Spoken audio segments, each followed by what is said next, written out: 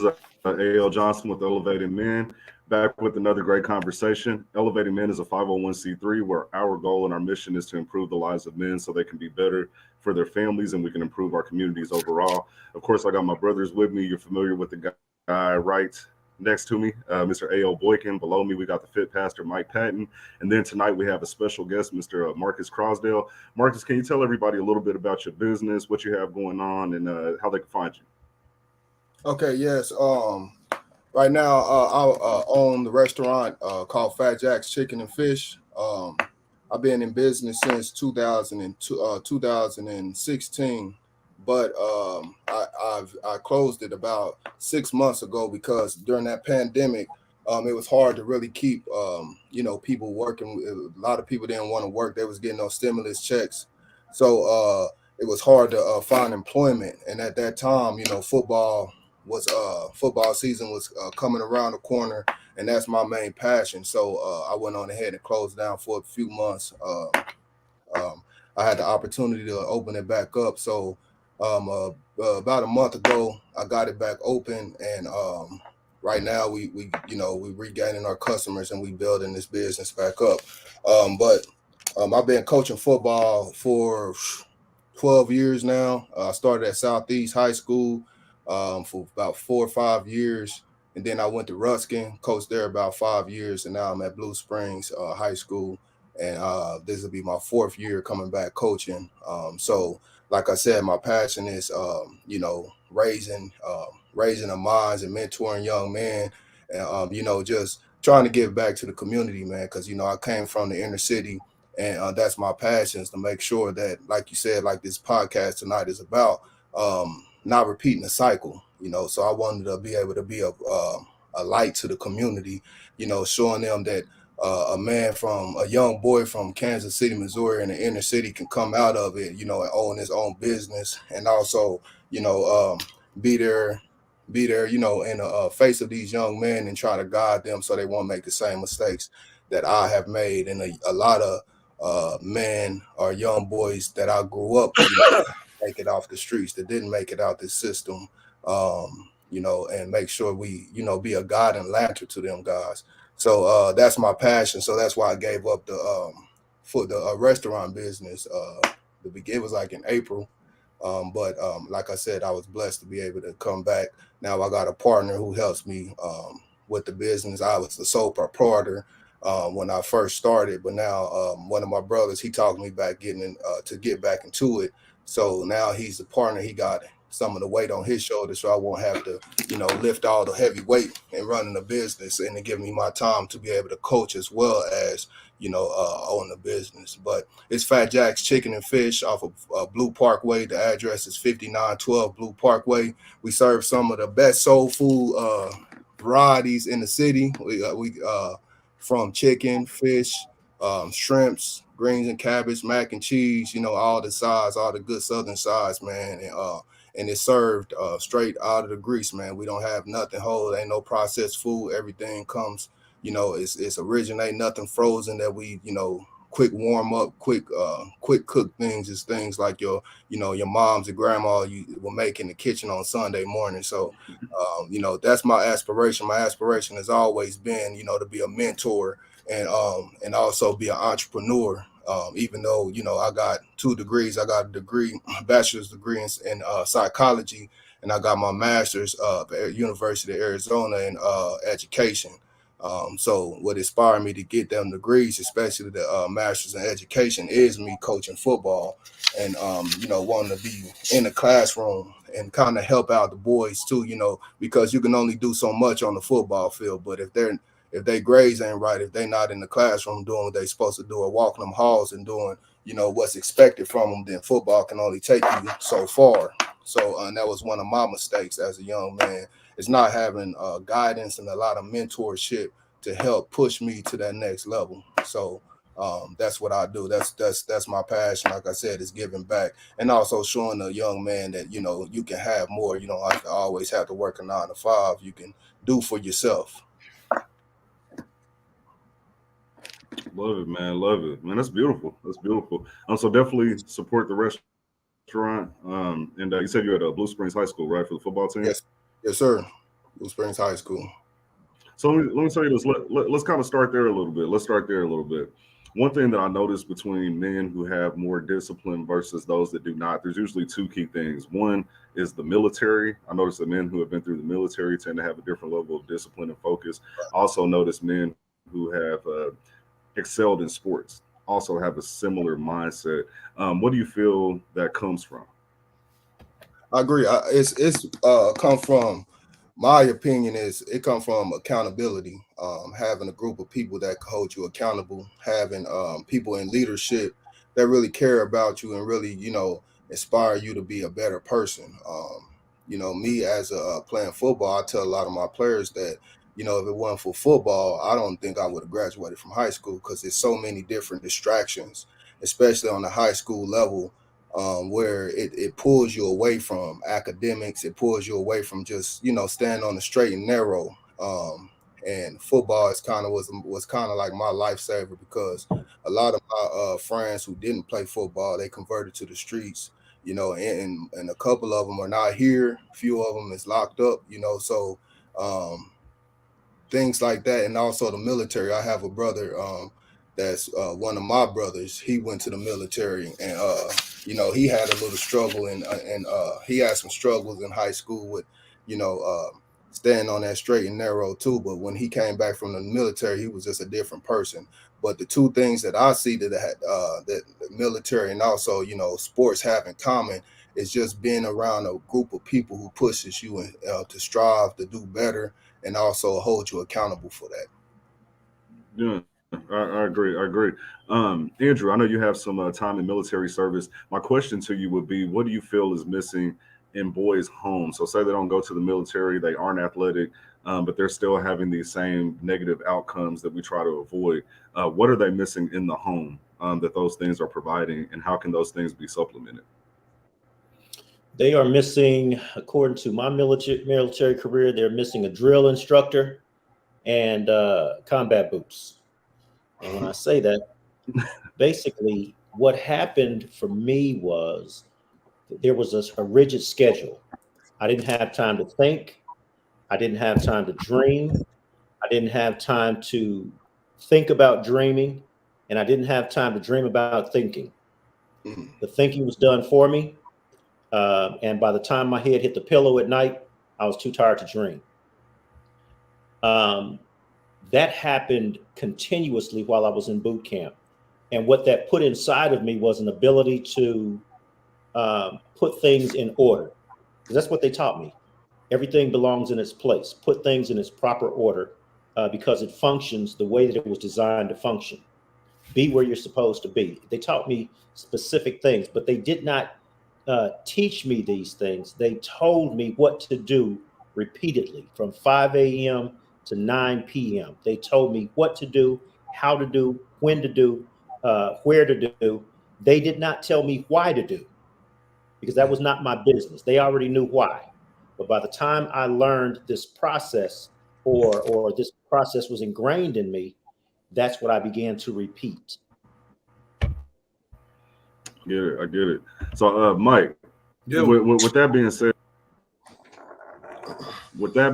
feel that we're too relaxed on our boys nowadays? Like, do they have too much freedom?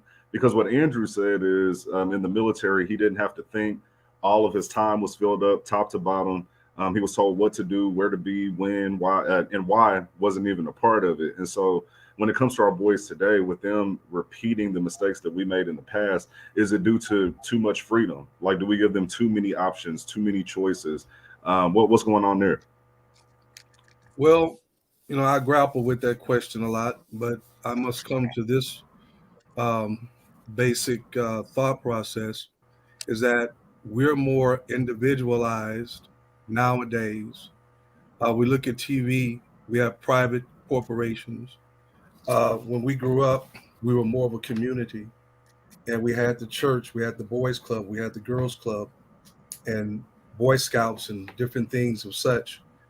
Baseball, basketball, and these types of entities in our, especially where I came from in Compton, which kept us busy. Now we're busy getting into business that should not be our kids' business. And we allow it now to be a part of a way of life.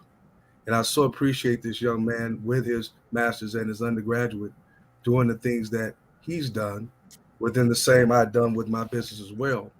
But his opens up a pantry of different types of people that can now be hired at his place. Hopefully, he'll have other restaurants that will be connected to his and have a multiple outline of entrepreneurship when Right. it comes down to the restaurant business. But what it does, it gives people an opportunity. And to your question, right now, the opportunity is there, but people have gotten lazy. You don't know how many people in my job come to me that are supervisors over businesses, and they can't even hold uh, employees there for more than maybe 1 month before they've either quit, did not show up, or were irresponsible on their job. Right. So in our day, it was a more of a responsibility to be accountable, because if your mom and daddy didn't get you, your neighbor would get you, people at the church would get you, your pastor would get you, your coach would get you, your teacher would get you. Now it's a freelance. Mm. So let's see. So we got a comment from Devin Elise from Lifted KC. I think this was directed towards you, Andrew, about the military. And it's an important question. She says, do you think the military prevents flexibility or the ability to readjust, or is that even necessary for males? And so when you create that rigid schedule for your child, you say, hey, I'm listening to this. I understand that maybe my child has too much freedom. I need to create structure. Is that hampering their ability to adjust in the future and be flexible as adults? Or what do you feel about that? So let me answer that question the way that I wish I would have thought about it when I was in the military. Without that flexibility, without that ability to readjust, they took that away. They prevented that flexibility and that ability to readjust myself. What they added to me, when I say me, I was very loose, I was very flexible, I was very everywhere. What they added to me was the ability to raise my shoulders and lift my head and straighten my back.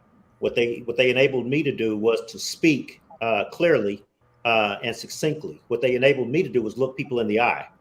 What they enabled me to do were a lot of things that my flexibility, my ability to readjust, my ability to run, my ability to choose, my ability to shirk responsibility. What they enabled me to do was to add more to my arsenal. So when I was presented before more options and more things to do, I was better equipped to get the job done versus to think about it. That makes a lot of sense. That makes a lot of sense because when you talk about the flexibility that we have, I believe that naturally we're inclined to do certain things. And Marcus, I'd really like to ask you this. You got a degree in psychology. Maybe it's something that you've studied on or touched on. But I find that, a lot of people say that we like good things, right, when it comes down to it. But then when you look at the choices of movies or you look at the choices of music, 9 times out of 10, we want to go for something that has drama in it, a certain level of suspense. We want to see people get shot. We want to see, the things that we want to see don't line up with the world that we say that we want to live in. And so what is it about that in our psychology that makes us gravitate towards those things? Because I feel like our boys, that's exactly what's happening. They have all the options out there. There's music with good messages that still have good beats, good rhythm, and everything else. But they're more likely to want to listen to the same beat, but with a negative message. Why do you feel that is? First off, I believe it's because the frequency, music hold frequency, and that low frequency, it's on our radio stations. When I was young, man, the difference between us and the younger youth today is the radio, man. I listen to the radio, and sometimes I think I forget I'm listening to the radio and think it's a CD or something, because of the rugged things that's on radio, man. It's crazy, like, and I think our youth, and not even just our youth, because I'm at Blue Springs right now, and it's a different ethnicities at Blue Springs. A lot of people that don't look like us, and they listen to the same music, so they idealize, that our culture, like, we like to listen to things that that's around us. And I think that frequency that we live in, it resonates through the music, and it's a connection between everyday struggles and the music. And that's what gravitates the youth to, listening to this crazy music. I don't even allow my children to listen to the radio, the AM and FM, the 107 point, not even 107.3. Back in the day, we had 106 and 10, what is it? 106.5 and that was old school. Now you listen to 107.3 that took over 106.5, and it's still just craziness, man, that they listen to, shooting people in the head, taking, like, stabbing people. Like, who allows this to come on our radios where the youth have access to? And I think it's just more of a programming, a systematic programming that they put into our culture that that resonate that type of frequency that we already live in our household and in our streets. And even youth that don't have it in their house have more of a structure in their house. Now they have a way of putting it into your house. Your children have on iPads and them Beats by Dre, and you don't even know what they're listening to, but they're being downloaded with this low frequency every day in and day out. And it comes to a point where they want to imitate that. They want to be like that. And I think it's just a different. It's so many angles, that they come at us with. And then you turn on the TV, you get the same type of frequency. It's just a different attacks through the music, through the television programs, and through the culture that we already see every day in the inner city.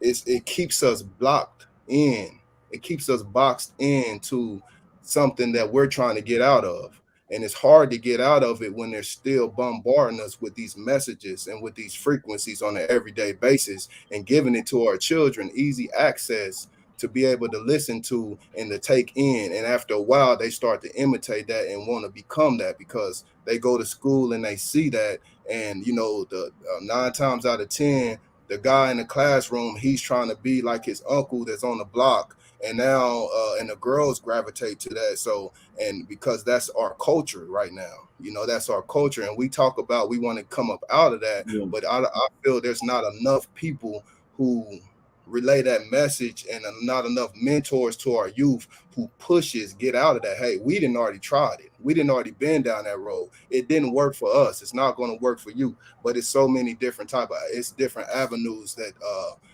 that's being bombarded to our children, that's keeping them locked in that box and want to imitate what they see and hear every day. And music is a powerful thing, and that low frequency being bombarded all the time, it does something to their mental.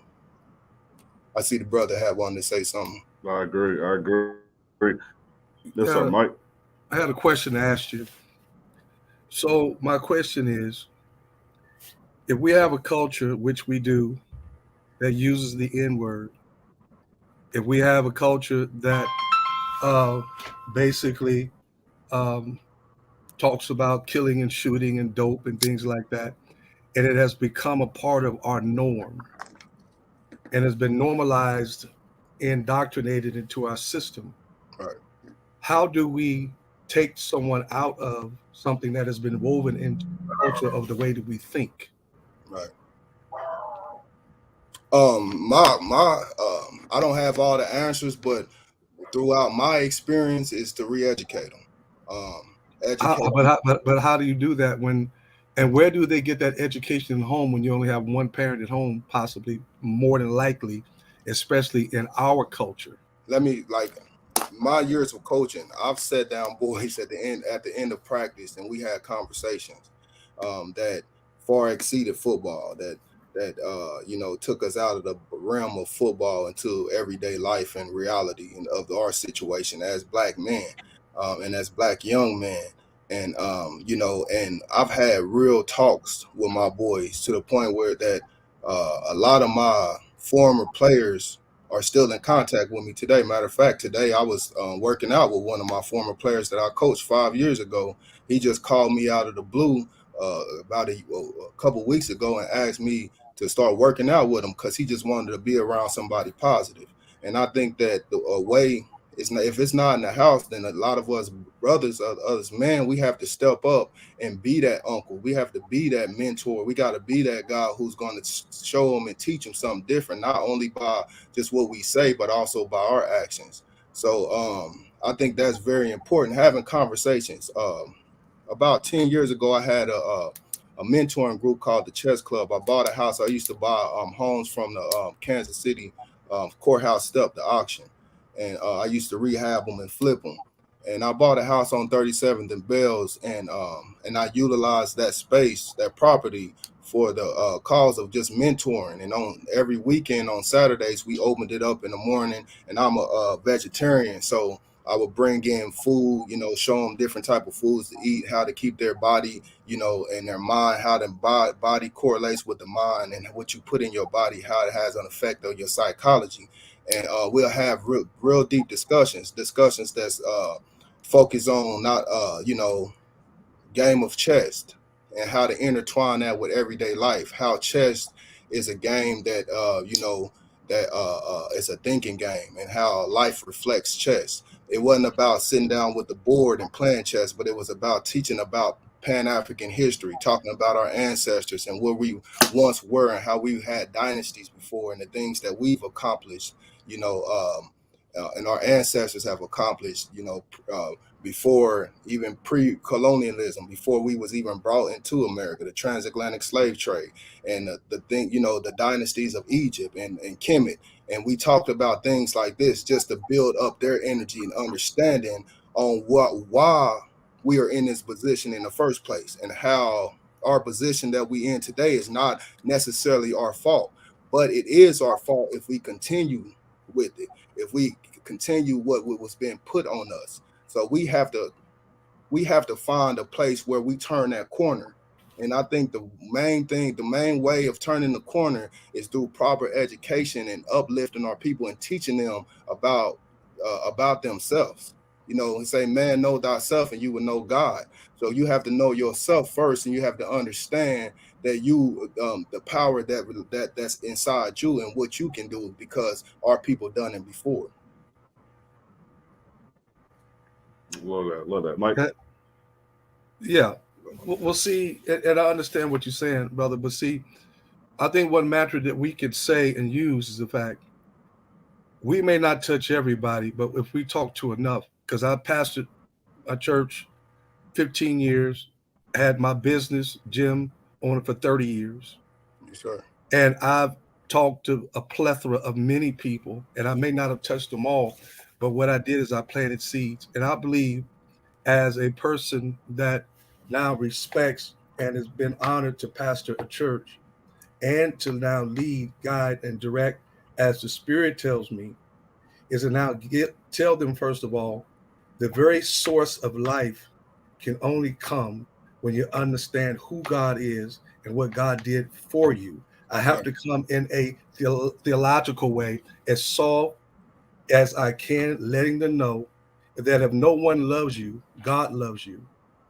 And so because God loves you, his love that he's expressing to you, letting them know the things that they have now that others may not have, that they may seem underprivileged, but be thankful for what you do have, because God is in the blessing business. And so my point is to preach and to teach, and not to preach rather, but just to share with them and be on the same level with them. I love being at the same level with them. And it's good talking about history. Okay. Right. And a lot of that stuff they don't get, because now in these schools, they teach his story, but they don't teach the true story. Exactly. But the existence of who I am right now, where am I right now? Why is this happening? Why is this murder here? Why is this here? But all in all, God still loves you. He cares for you. Look at you, you're still alive. We're talking right now when you could have been dead, sleeping in your grave. You could have been on dope somewhere incarcerated. But look at us right now. Be appreciative, and then show them love. Give them a hug. Give them a high five. And then do a follow-up program where they see you not just one time, but they see you a number of times, so they get acquainted with just your face, something that you may have said that now was a cornerstone, that now set and planted a stone, something concrete for them later on in life.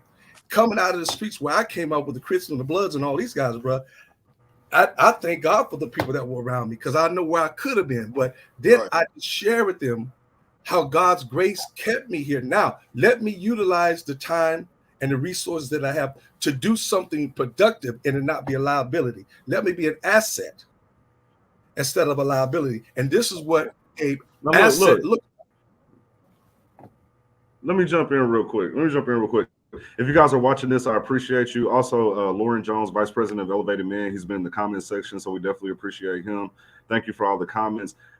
Really want to get to the crux of the issue. And so, if you're watching this, if you want to help the men in your life, or if there's any young boys that you care about, share this because this is what I feel is going on. Right. So we didn't cover our women, right? As men, we have not covered our women. And Marcus touched on something earlier that I want to expound upon even more. He said that the boys listen to the music, they see what gets the girls, and then that's what they go towards. If women are our greatest motivator, and just really think about this, they say that on average, men think about sex every 6 to 8 seconds. I don't know if that's true for you, hey, but that's what the science says. And so if sex runs our minds so much, and women are our motivator, we didn't protect them. Now they have a different ideal of what they find and determine to be sexy. So now we morph ourselves into that image. And so if that's the gangster, if that's the player, if that's the person who shirks his responsibilities so that he can be out in the streets, if that's carrying the wad of cash in your pocket instead of having it in a bank account, that's what we do. And so no matter what we say as parents, when a young man says, hey, at the end of the day, I want to get this girl, I want to get with this woman, I want to become a man, I want to release, then that becomes more important than everything else we've said. So now they're going to morph to the culture. They're going to form themselves after the culture so that they can get the girls. And that comes from a lack of us covering them. That's something that Andrew I've talked about privately. Andrew, would you expound on that, or do you have any thoughts that connect with that? So first, I want to dispel what Marcus was saying, because Marcus, I don't agree with that chess house that you was talking about. I don't even believe in the game chess, so I don't even know what you're talking about. But one thing that I do know is I don't know what they call this board, but this right here, I don't know if you can see it, but that's the queen on the opposite side. Yes, sir. And it seems as if this is my goal, because every 6 to 8 seconds I'm trying to get her, which is somebody else's queen for one thing. Right, and sometimes I don't even know how to move to get towards her. I don't know what to do when somebody blocks me. I have no help. And because every time I do something, the opposition does something. I have no strategy. So eventually I'm going to try and figure out how to take shortcuts, and that doesn't work. I'm going to figure out, okay, who else can help me distract these people over here? And that doesn't work because I don't know the object of my mission. My mission is her, but the object of my life is to win the game, is to capture the other king, is to get the they out of my world, to get the they, the person who's directing all these days, out of my soldiers' minds. Right. I don't even know how to begin playing the game. Yes, sir. Yes, sir. So, yes, sir. And Marcus, what do you think about just that train of thought? Like, you know what I'm saying? You work with boys, high school age boys at that, you know what I'm saying? And so like the hormones are raging. What kind of conversations are you hearing? And what is your thought process on that about how boys in general model themselves after what they feel is going to be attractive to women more so than what a parent tells them? Well, it's about the influence, and like you said earlier, who they tend to listen to. If like you said, if the if your when you said that boys thinks about sex every 6 to 8 seconds, if that's right, then it makes a lot of sense, because everything they do, it really it's for that.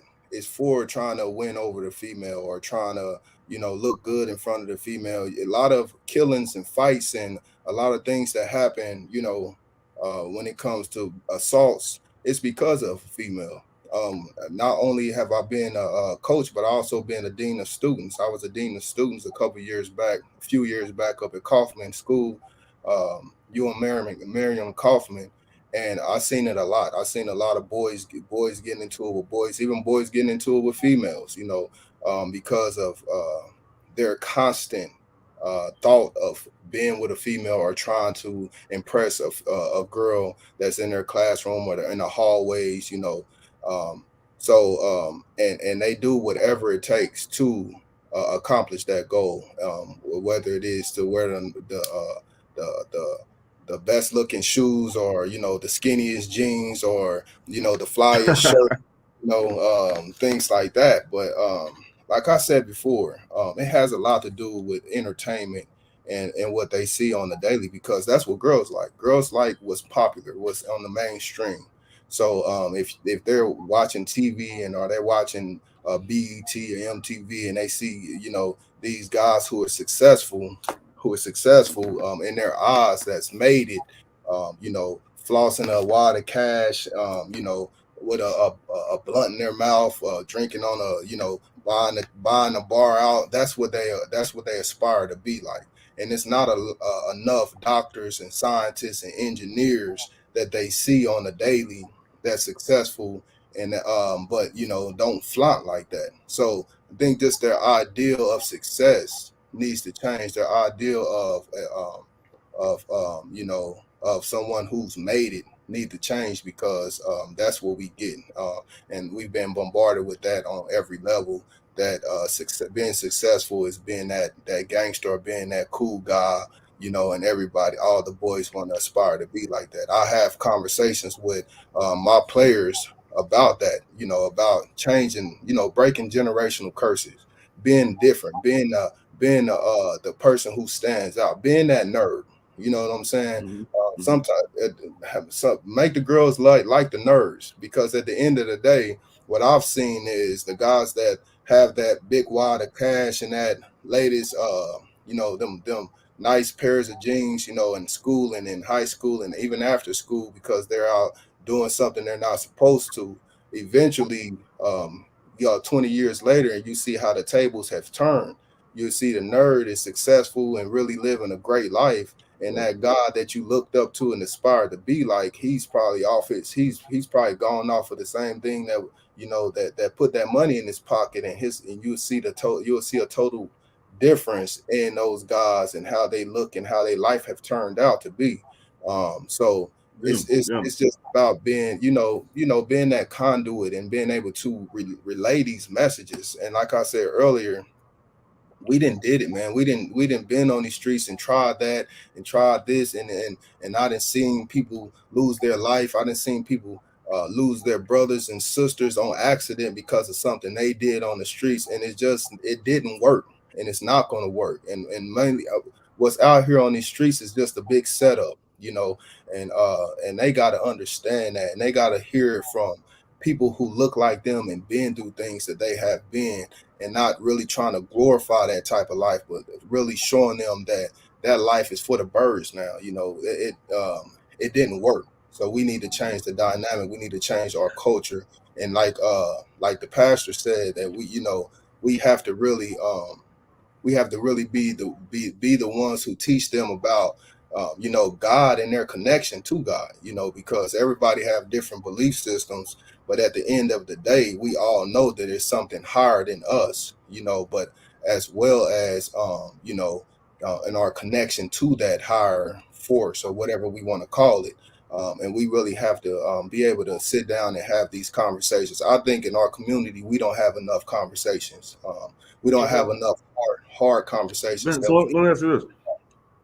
hold on, Andrew. So somebody Devin had a has a question before she has to question leave. for you, leave. So Devin, yeah, I want to catch that. And before you leave too, Devin, I got a question. Any women that are watching right now, because I'm really curious about this. Why is it that good girls like bad boys, right? Because we're talking about how that ends up affecting the mindset of boys and what they go after. And so, just a general question: if some female could drop that in the chat, why do good girls like bad boys? I'd appreciate that. But Devin Elise, she asked, Coach, how do you connect with the youth in a community that doesn't look like you? So, does a skin color create a barrier, or how do you navigate No, one that? thing that I've realized is that boys are just people who don't look like me. They're really intrigued in what I've been through and where I've come from and how I came out of it. So it's a good conversational piece to have. I have a lot of conversations with, young men that don't look like me, and they're more open and intrigued to have a conversation than people who look like me, than young men who look like us. So, and for example, one day in practice, I was on the sideline during special teams, and I was talking to a group of white boys, white players, and they were talking to me about we were talking about, it was around Christopher Columbus Day, and I was telling them about, we always talk about Christopher Columbus, but we never talk about Giovanni de Verrazano. And Giovanni de Verrazano was a Spaniard who came and to North America, and he wrote a journal to the king, to Queen Isabella, I think, um, about what he saw when he first touched down on the land, because Christopher Columbus didn't really touch the grounds of America. He came to America, but he really never touched the grounds. Giovanni de Verrazano was the first one who really touched the grounds and really was able to get a good inspection of what he saw. And what he said was he saw dark-skinned people with woolly hair. He said the people that he saw was the same people that he saw in Ethiopia. And we were on the sideline, and I'm hitting them with it like we were here before, before pre-colonialism, before the Atlantic slave trade. There were people who looked like me and you, that's been here since those days. And I thought they would probably take it the wrong way, but they were intrigued, and they were excited to hear that. So it's people that don't look like us. We have, different types. Some who really don't like us and really don't care too much for us. But these young generation, they are different, and they aspire to be like us. Like I said, we be in the weight room working out, and they be listening to all kind of stuff, and it's like 50, it's probably like 60-40 when it comes to white and black at Blue Springs. And those my white players and white boys, they would turn on some whatever. I don't even know the name of these new rappers, but it'll be some vulgar stuff that we be listening to. I'll be like, dang man, what, y'all don't know nothing about that. And they just be jumping around like, yeah, like they really lived the life. And I'm like, y'all don't even want to, if I took y'all into the hood one day, y'all would run for y'all life. But this goes back to what you were saying earlier. So we got a comment from Devin. So the question about why do good girls love bad boys and why they end up pushing them in that direction, it's because it shows the perks of lavish lifestyles, but doesn't show the pain inflicted until you're in it. We need accountability right. as women with younger girls to understand worth, peace, and respect of self. I definitely agree with that. Tammy, thanks for tuning in. She left a comment here just a second. She said that care, concern, love is what children and people desire in their heart of hearts. Definitely agree with that. So when we talk about the music and the messaging and everything like that, I think a lot of times we jump to a conclusion that says, things are worse now than they were before. But I believe wholeheartedly that one of the biggest problems in our community is that Papa was a Rolling Stone, right? And that song came up, in the 60s, 50s, or 60s, not in the 2000s. And so this has been like a generational problem. And the cycle repeats itself every generation over and over and over, whether the music, the tech, end up in the same spot. Grandfather wasn't there for father. Father ends up turning around, repeating the cycle, repeats the cycle. So, like, what are some clear-cut solutions? We have a lot of women in our community who are trying to raise young men the best that they can. There's a lot of mentor programs out there, Big Brothers, Big Sisters, several others, but the problem still exists. What can we do differently? What can we do differently? Any suggestions? I have a question. I have a question. And in that, what can you do differently? Marcus had talked about. God dang it! I had the question in my hand. Go ahead. Think of something else. I got to get that question. Got to get that question back. It was it. Yeah, take a second. Mike. I got it. What can we do differently? So Marcus has said, all right. Yeah. Marcus has said something about some of the fights that take place, some of the killings that take place are the result of women. I mean, over women. Is that something that I think I heard you say, Marcus? Yes. Okay.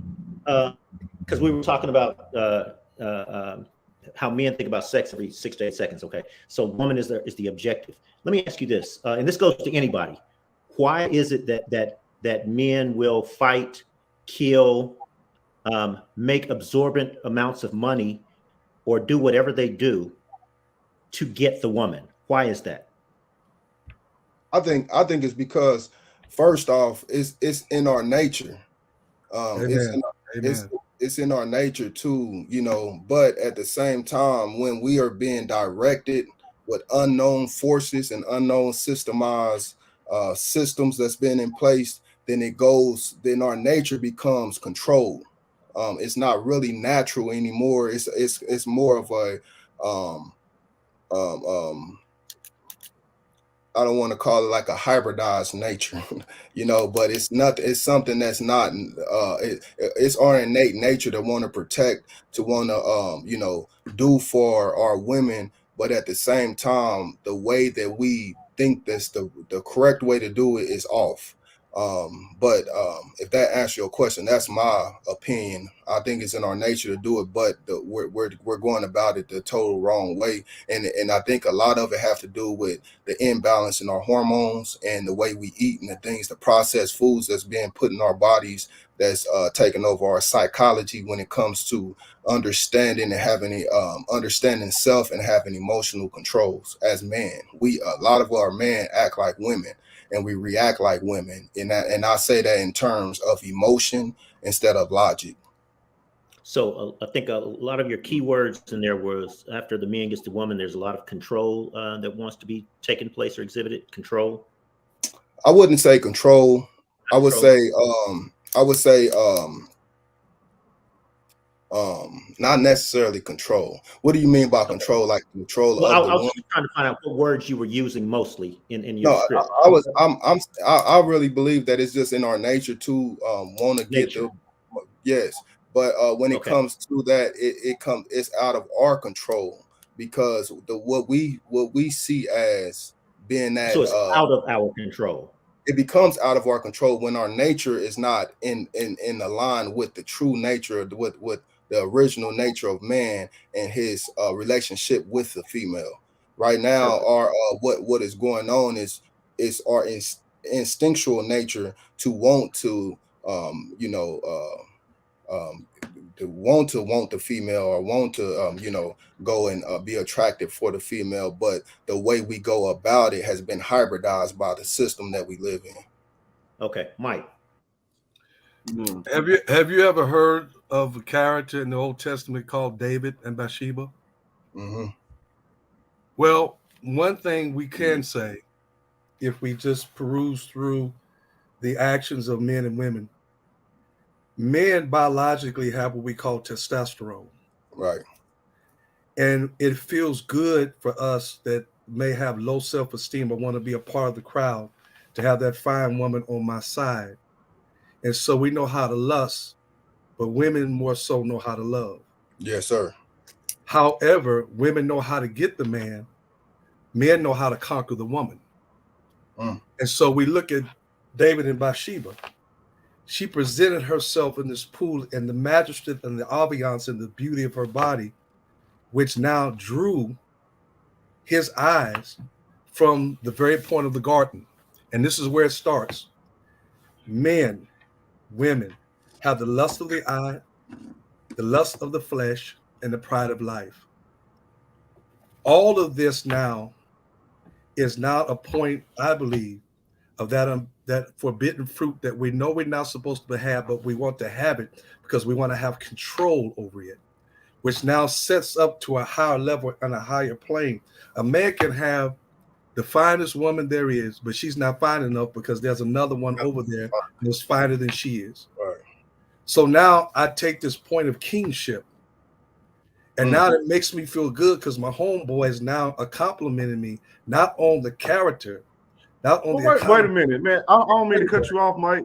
Bro, I don't mean to cut you off, but let me ask you this. Man, this is raw. Boy, listen. Have any of y'all, let's just be honest, have any of you ever been a player at any point in your life?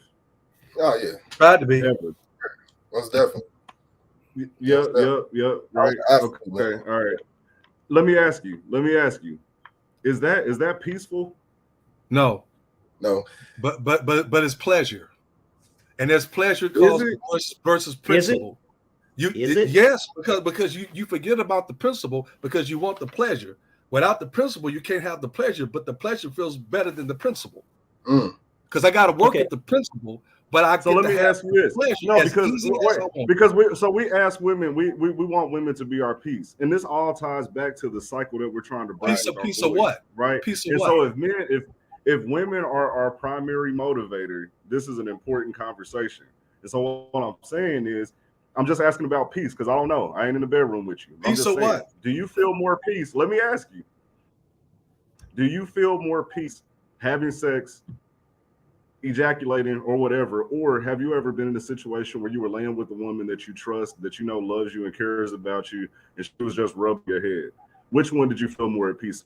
That's not the modus operandi. Period. Okay, no, and that's an excellent answer because the original question was, why is it that you believe young boys and or men do these to kill, seek money, lust after women? Why is that considered the ultimate prize? And he said that's not the modus operandi. What is the modus operandi? What's the operating motive? I conquered something. Mm-hmm. I conquered someone. To conquer. I conquered someone. I agree. To have another niche to see if it was better than the one I had before. You don't buy a house less than the house that you had before. You go buy a house that's better than the one you had before. I think now eventually people downsize because they figure out what's right for them. It's really because they run out of money. He used the word that's better than the one that I had before. And what I'm getting at is, Mike, you'd open up this can of worms, so let me wiggle with it. If women are our goal, or the better is our goal, I'm going right back to this. Genesis 3:12. God said to Adam, "Why did you kill that man with that machine gun?" Or why'd you take that, David? Why'd you take that man's wife? God said, "Hey, dude, why did you sell all them drugs to get all that money to get all these women? Why for these women?" And the answer from all those men were, "It was that woman you gave me." Meaning, but the woman said the same thing about the man. It was only quoted that it was that woman that you gave me. And here's the thing. It was not the woman that was the problem, because he actually said it was that woman that you were the problem. There was a problem. No, because listen, there was a serpent that was more subtle and wise than anyone in the field, right? So okay. So it was that serpent that you put in the garden. So it's blame everybody except yourself. That serpent that we listen to with rap music, is that serpent that we see on TV. Rap music that we read about. Is that serpent that we listen to. Is that drug house that's the serpent that enters into the mind of us. For the God of this world has blinded the minds of them that believe not, which turn away from the glorious gospel of Jesus Christ. The God of this world. It was that drug house, that rap music. It was everybody except me. It was everybody and this is the problem. So this is where, think about it. This is where we end up with so many broken homes. So we talked about Papa was a Rolling Stone. One of the things, and let's tie it back to the original conversation, because I don't want people to think we're too far off track. What we're talking about is how to raise our boys correctly and get different outcomes. Right. If the number one problem in the Black community is fathers not being in the home, we have to take responsibility and accountability for that, because we're the ones that have the seed first. Women aren't having babies by themselves. Before the child ever enters the womb, it's in you as the men. And so we have to find some type You of are the way seed to help our carrier. boys see that no, life actually starts with you. It doesn't start with the woman. So you have to protect your seed. Now the challenge comes in. I say, son, you need to protect your seed. He says, Dad, I can't help it. All these messages, all this is going on. I want the girls. I want this. I want that. And then he repeats the cycle. And so if we're going to break the cycle, we have to first admit that everything is starting with us as the men. We carry the seed. We have the responsibility for where we put the seed, when, where, why, how, all of But that. we don't know is when on to us. plant it. We don't know when to plant the seeds. There's a harvest time for every time. We don't know when to harvest and plant the seed. But why don't we? Because there's no type of Exactly. rites of passage. There's no rites of passage in our community. We have no culture that can really put our youth in that mentality of understanding and being responsible with that seed, because there's no type of rites of passage. You go to every other culture, they go through different types of rites of passages to teach their young man and show their young men the rankings from becoming a boy to man. Our young man right there. Wait, yes. But they I have think more I just heard you economic say, resources to do things like that, brother. The crime rate in the same. I wish you could just be some of the places I am with my white brothers and sisters, and the difference between being with our black culture. Mm-hmm. Oh, we're rich, but the economic and the points of the mindset is different. Yeah, that's a rites of passage. So I think I heard resources on that rites of passage. But I believe what he's saying. Correct me if I'm wrong, Marcus. But that rite of passage is the point where they say, "Hey, you are a man. You have crossed over, and here are the responsibilities of manhood." In our community, because we don't have that, you become a man when you enter a woman. That's when you become a man in our minds, and so our boys are chasing that. Andrew. So I also think I heard Marcus say other cultures have a rite of passage. We don't have one. Correct. So therefore, since we don't have one, go ahead and do it. Right. Because we can't create one. Right. We don't know how to get over the fact that we don't have one. Exactly. Sounds like an excuse. That's the truth. And Mike was Mike, you said something that the whole thing goes back to what Andrew said. We don't have rites of passage. That's a given. Mm-hmm. That does not mean that we cannot tell our children without something official that we as men start the life process. Most definitely. It's no excuse. It's reality. But at the same time, we have responsibilities. But our culture is so like the brother said earlier.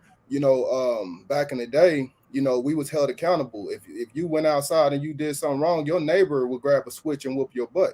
These days, don't touch my child. Don't. So now we have to deal with singularity, single households having to plant those seeds. So even though, and I'm gonna tell you the truth, it's happening, but it's happening in so much, in such a micro effect that it's going to be slowly seen, because it's not happening as a culture. So we're dealing with it in single households. So we're not going to see the effects of it for a while, when we could if our culture had rites of passages. But that's not, and it's an excuse. You can call it an excuse, but really it's our reality that's been handed to us through what we've been through in our history. So some of its history, the excuses is our responsibility anyway. Mm-hmm. And so it's our responsibility. It's your situation is your responsibility. It don't take away from where you at and how you need to get through to it. It's just the simple. We have to acknowledge the reality to move past it, and that's what I'm saying about that rites of passage. Yeah. Brother Boykin. My question is this. Okay. Yeah, Andrew, go ahead. I'm sorry. The last 40 years to 45 years, listen to what I'm saying. There has been a 40% decline in the attendance of men to church. Why is that? Because wait, before we go there, wait. I'm leading to somewhere dealing with what brother. I know you're leading to somewhere. Because here's the thing, though. So when church attendance was up, let me make sure, because I wasn't there 40 years ago. So let me put myself there. I was. So 40 years ago. No, that's what I'm asking. That's why I'm asking you. So 40 years ago, that would have been my 1970, father's age. 1981, 1982. If he was living, he was in his 70s. And my question to you is, he grew up in church. He got the spankings. He got the whoopings. He had the village. He didn't raise me. And I have a whole neighborhood of boys that I grew up with whose fathers weren't there. Out of my entire neighborhood that I grew up in, I saw 2 fathers. The church that I went to, there was like 2 or 3 fathers. Out of everybody, it was single women with their kids. And so what I'm saying is, if spankings and the lady up the street whooping you and going to church was going to solve all these problems, then why did the generation directly after that grow up with no fathers? But it has no. It does not have to do, brother, with the spankings and stuff. It has to do with those that are role modeling. That role model means a whole much more than a spanking. And that's a fact. I believe in my heart. I agree with that. So the question, again, because we're at a different. If we want to change our boys, we have to find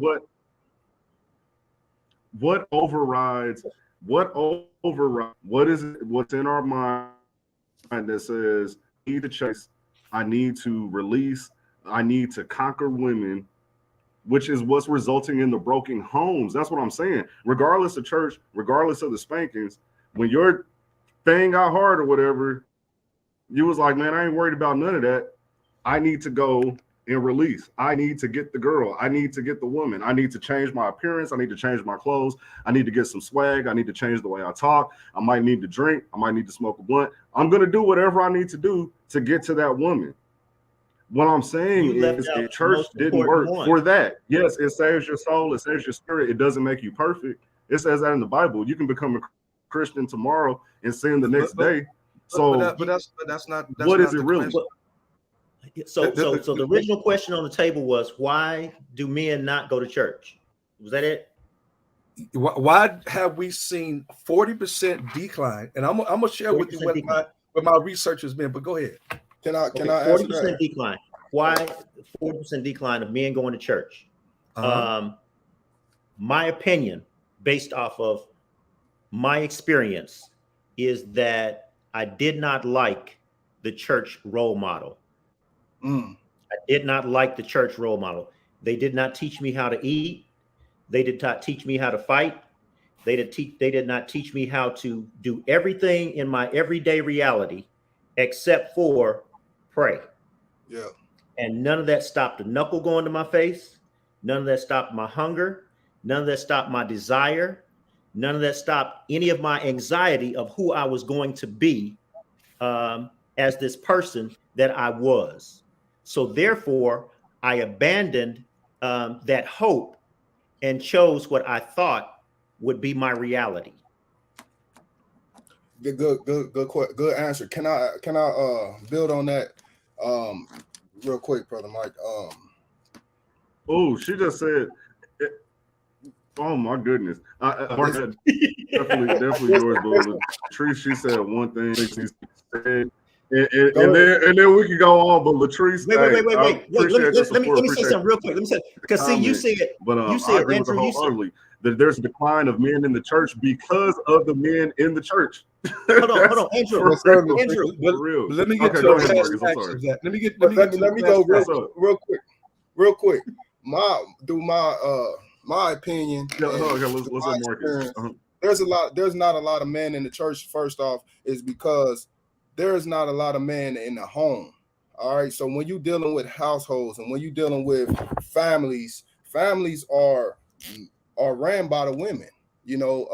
They're ran by the women. So when you go to churches, the women is taking a family to churches. Even back in the day, the men that do go to church, they're going to church because their wife is waking them up and telling them, come on, let's go every Sunday morning. Because if you look at the statistics and if you see, like, even in our neighborhoods, if you get any type of assistance by the government, you can't have a man in the home. If you get in Section 8, they're going to come and inspect your house and make sure it's not a man living there.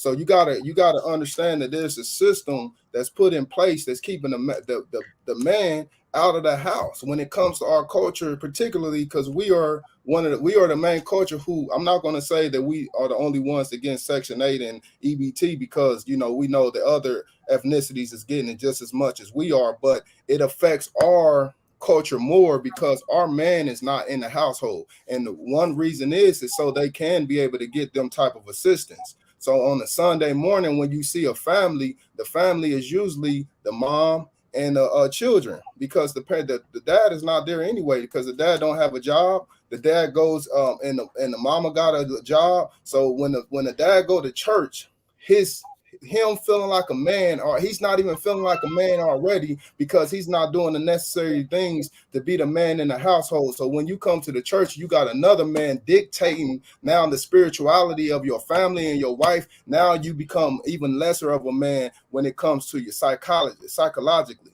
So you got to understand the psychology of the black man, and where we coming from, and how it breaks us down on every level. Now, when you go into the jobs, black women are getting way better jobs than black men, and that's systemized. So when they making more money than you, and then you go into the church and you're like, your manhood get taken away so much after eventually you like, forget it, I'm out of here, because I don't even feel like a man no more.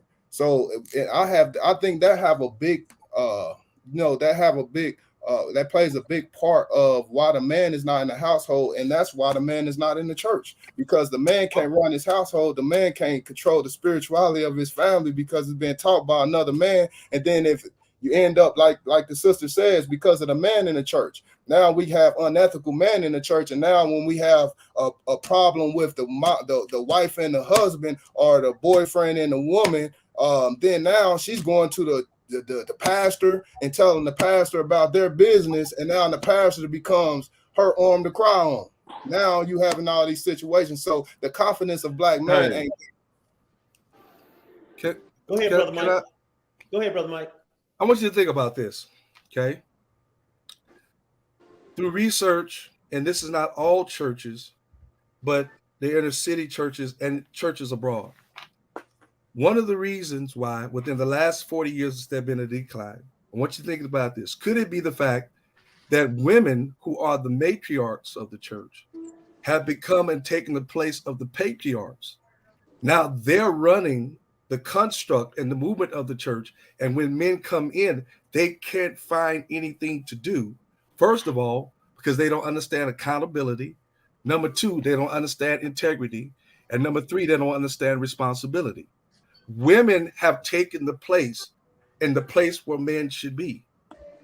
And so in this case, what do men do when they come to church other than sit, sour, and soak, and to the point of a congregation with nothing to do?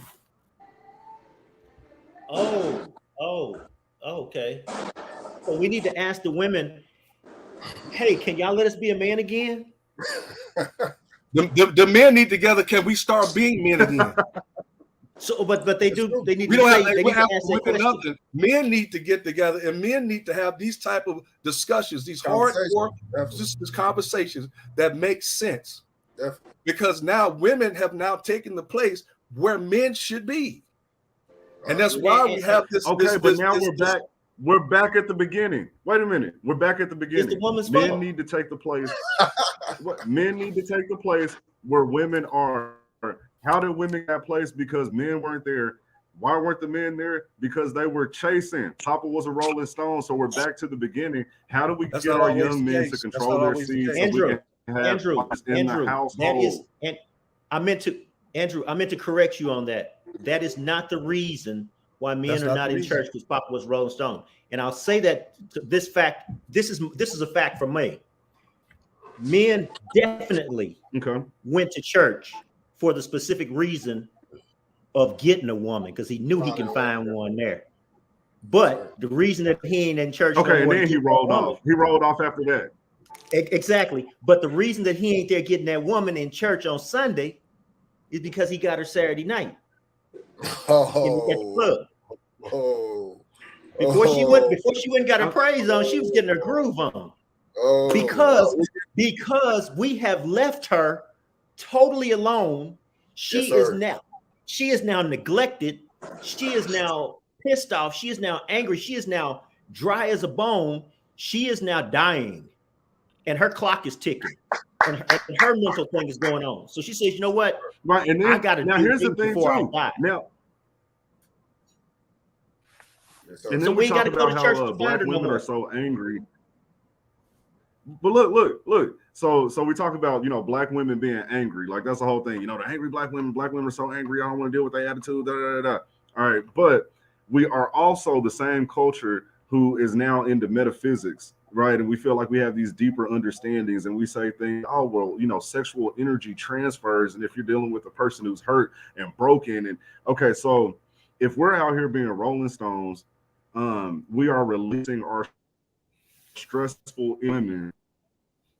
What do we expect out of anger? And you're gonna be like your father, and we don't really need a man because they don't need the stress that we bring. And so it comes back again to the same exact.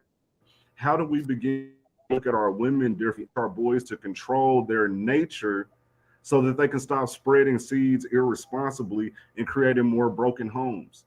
There wouldn't be a need for big brothers and big sisters and all these different programs for mentors if the father was there, stable and being the man that he should be, but he can't because he's spread too thin. That's the problem.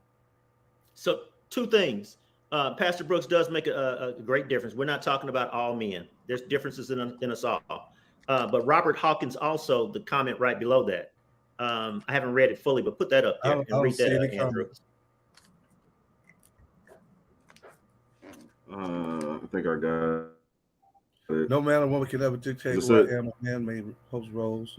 No man or woman will dictate who I am as a man, what my roles are as a man, or how I move, how I think, decisions I make. No one decides that but me. If I mess up, that's my fault. If I have a victory, that's something that God has blessed me to accomplish. I don't believe in excuses. If God gave me the wisdom to be all that he expects me to be, the strength, the resources, it doesn't matter what everyone else around me is doing or not doing. I'm the man he created. That's how I will live. No excuses. Yeah, it ain't the woman that God gave him. It ain't the money that he bought the woman with. It ain't the drugs he had to sell to. Hey, no excuses. See, that's the microcosm that I'm talking about. You know, that's the microcosm that I'm talking about. But if we want to see the effects happen broadly, we have to start having these type of discussions. And it can't be about, I don't care what the next man is doing, because at the end of the day, if you don't care what the next man is doing, guess what? That man's son might be marrying your daughter. So we have to take some type of accountability when it comes to our culture and whole. I'm sorry, Marcus.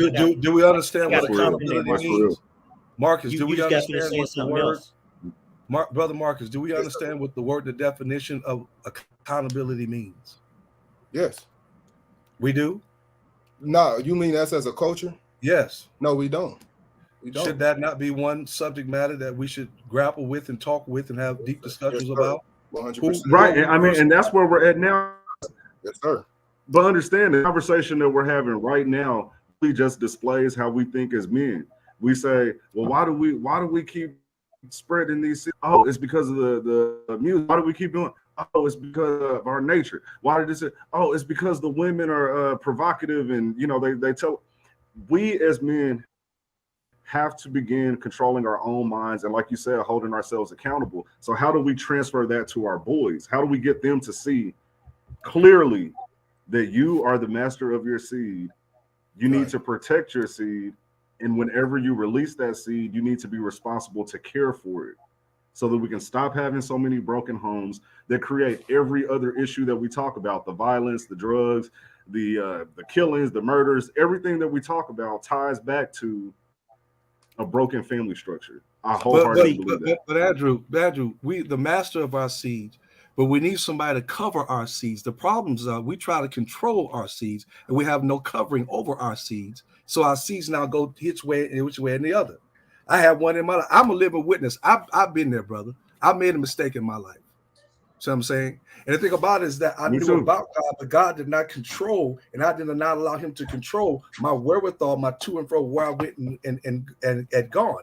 But I took care of my child, but it was still done outside of God's will. Why? Because I didn't have the covering over my seed. I didn't have the discipline. Okay? It takes, first of all, you have to have a desire. There you go. There you go. Something has to happen inside. You have to have a desire to want to. Something has to be implanted into. Then there has to be a discipline. Then there has to be a dedication to the determination. Now, You to said the be word. led That's it. by what God is telling you. So let me And so ask it's you my this, Mike. noise and the music that I But that's listen why to. the conversation. And so we need to air this out. But that's why the conversation is dependent. Okay. There ought to be a subject matter dealing with accountability, integrity, and responsibility. Once we talk about those things in a level in which a child can understand, spend time with them, share with them the idiosyncrasies that we've been through, come down off of the till of the Han, come down off the Roman chariot, Caesar horse that we tend to be on. And look, man, I have been at a place that I don't want you to go. Right. Now there's an interaction between you and I, because now this dude is dope. Now you can show them if a brother has been to jail or been on drugs, had little children out of wedlock, etc., or adultery. We can talk about these man things to boys that are becoming men. I remember when Brother Boykins, I remember when Brother Boykins, I remember when A.L. Johnson said, this happened. And he said this is going to happen. God, man, something about what he said planted the seed in me. I just can't do it. Because if I got to lay, I got to pay. Mike, let me ask you this. Well, what year approximately? I love that piece. You said, let me make sure I got it right. Accountability. It's air. We need to air this thing out. A.I.R. Accountability, integrity, and responsibility ought to be talked about. The boys and men, and that's where we're at. So that we get an understanding as to how to share this. So let me ask you this, Mike. What approximately what year did you accept God's covering? Well, I accepted God's covering when I became born again. I accepted Him as my personal Savior. But that did not mean I had a relationship with Him. Approximately what year did you gain a relationship with God? 1970. A relationship with Him? Oh, I can't say. It was a process over the period of time. It wasn't an immediate action. Year? I can't tell you what year. I can't tell you what time it happened. Okay, so I guess, can't do that. I would be remiss. I would be out of my mind to tell you a time. He's saying that the mistakes came after that. Okay, so fair enough. Mistakes came after that. The Bible says all have sinned and all have fallen short of the glory of God. But if I confess my sins, He's just and faithful to forgive me my sins and cleanse me from my righteousness. But it's a process. Now, hold on, bro. Wait a minute. Hold on. I'm on whistle at. Stop. Wait. Andrew, we about to go. No. We about to go way somewhere else. Listen, the people came here to find out how we can raise our voice correctly and break the cycle. All right. So when you said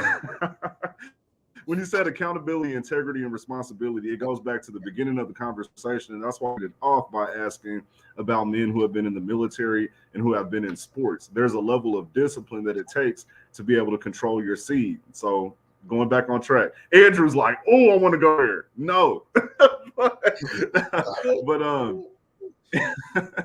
no, it comes a matter of discipline. And so that goes back to what you said at the beginning, Andrew, is all of the time was filled. And so there wasn't an opportunity for that idle mind as a devil's playground to come into effect.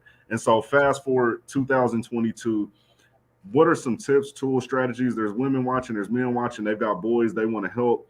How can we keep them focused and disciplined in this day and age so they don't have so much time for their mind to wander in that way?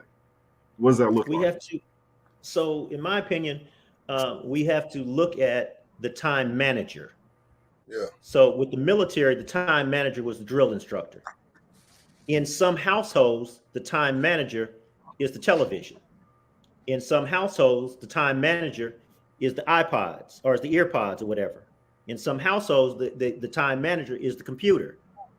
So we have to look at who the time manager, or what the time manager is, who's managing the time that is consuming that mind. Because if the mind is being consumed by something that's filling it about sex, then that's what the mind is going to have in it. Period. If the mind is being consumed about God, it's going to have God in it, but it's also going to know that I can ask for forgiveness after I get sex.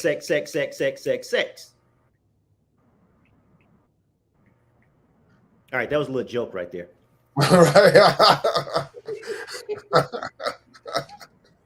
But then the Bible says, "For the wages of sin is death, but the gift of God is eternal life." But the point I'm saying though, Andrew, is that, and I'm alluding to, is that if we want kids to see a better day, we have to let them see what God has done in our day and in the present. We have to be able to relate with them. Yeah. It can't be anything scientific, can't come anything with an hypothesis.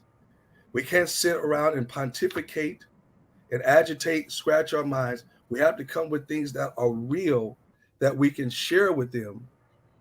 But then the question is, again, how come men don't go to church? Because they don't want to take the time.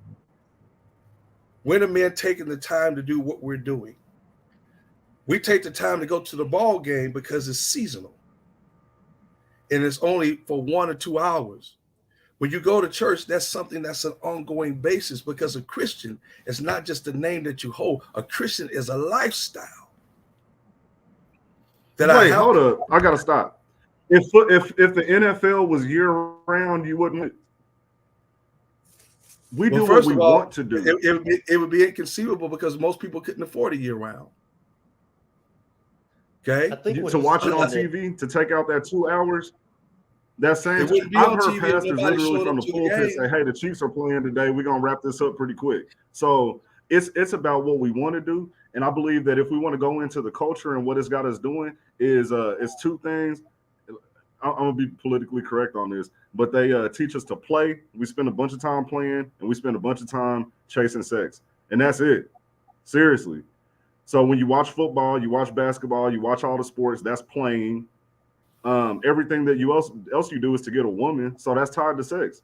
It's sex and it's playing. That's what we do. It's all entertainment. And that's the problem. It's all entertainment. It's all entertainment. Everything you just said was entertainment. It's all entertainment. But exactly. And then when you think about church, do people go to church? Do they go to church for the message, or do they go to church for the choir? They go do to they church go for the message, or is it the choir and the pomp and the circumstances and everybody's dressed up? But after let me ask you this, Al. When entertainment is over, when the game is over, where do you go when you leave that game normally? Home. Back home. When you leave this earth, when the game is over, where's your home? Okay. Great. But so now my I'm home saying, after this. When we leave this game of life, this life sometimes is entertainment because we go through many facets of things. Okay. Now I'm sharing with a young man or a young girl. Let's say boys, right?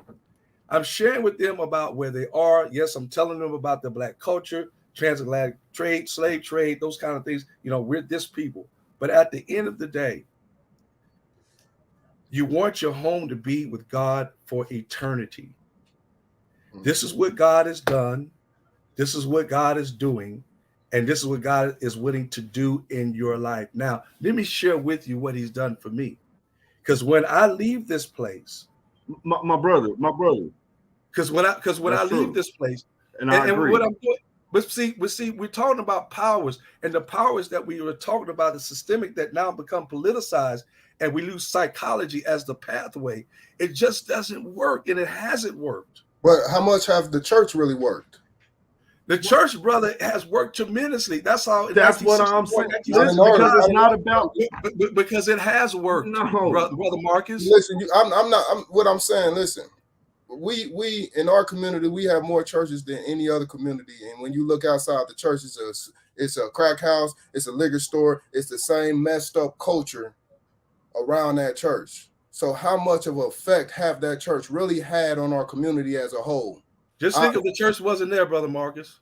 It'd be the same. It'd be ruckus and terrible. We got to maybe we need to break down the walls of the church and come out into the streets, because that's what evangelism is. That's what we're trying to do. Well, maybe we need more than that, because the churches, in my opinion, haven't worked. But then here's my thing though, Brother Mike. I grew up in a church. I grew up in a church. My pastor taught. Yeah, because at the end of the day, you can talk about tomorrow and eternity and what's going to happen when you die, but they can't think about what's going to happen when they die, when they're hungry today, they're looking for their father today, they're trying to be accepted today. You're talking to a 15-year-old, a 20-year-old, they know that the odds are they're going to live another 60, 70 years. They are not thinking about when they die. They're thinking about next week, next month, next year. And what I'm saying is we have to stop all these ideological tropes and trying to make everything so big and flowery, and understand that that young man's going to go to school tomorrow. It's going to be a couple girls in some mini skirts and shorts, and he needs to figure out, control himself, how to maintain discipline, how to have a goal and reach it, how to create a structure, how to build something. And all of those things are not being taught in the church, because if that were the case, we wouldn't be where we are today. I know a whole bunch of dudes that grew up in church. They ain't taking care of their kids. I know a whole bunch of dudes got babies all over the place, been to jail, all of that. And they grew up. I'm not saying that the church shouldn't exist. I'm saying that it's not effective for the conversation we're talking about right now. I don't believe that it is. But Brother L, we have all these hospitals around, right? And I see there, why are there people still sick that go to the hospital and come back and don't make it and are still sick? Because they can't heal everyone. The church is supposed to be a hospital. Okay, it depends on now what we give them, and it's not going to work for everybody. But like AL said, he that is well need not a physician, but he that is sick. The church is supposed to be for people who are sick, low and hearted, disenfranchised, disconnected, hurting, in pain, that need help. And the church, what I'll say, Brother Mike, is that you are. I like that you're using the word should. And a lot of I like that you're using the word should. But a lot of them do. I know, brother. I won't say that they don't. But what we're talking about is the mass of our culture. If the inner city, drive up Prospect, it's like 20 churches on Prospect.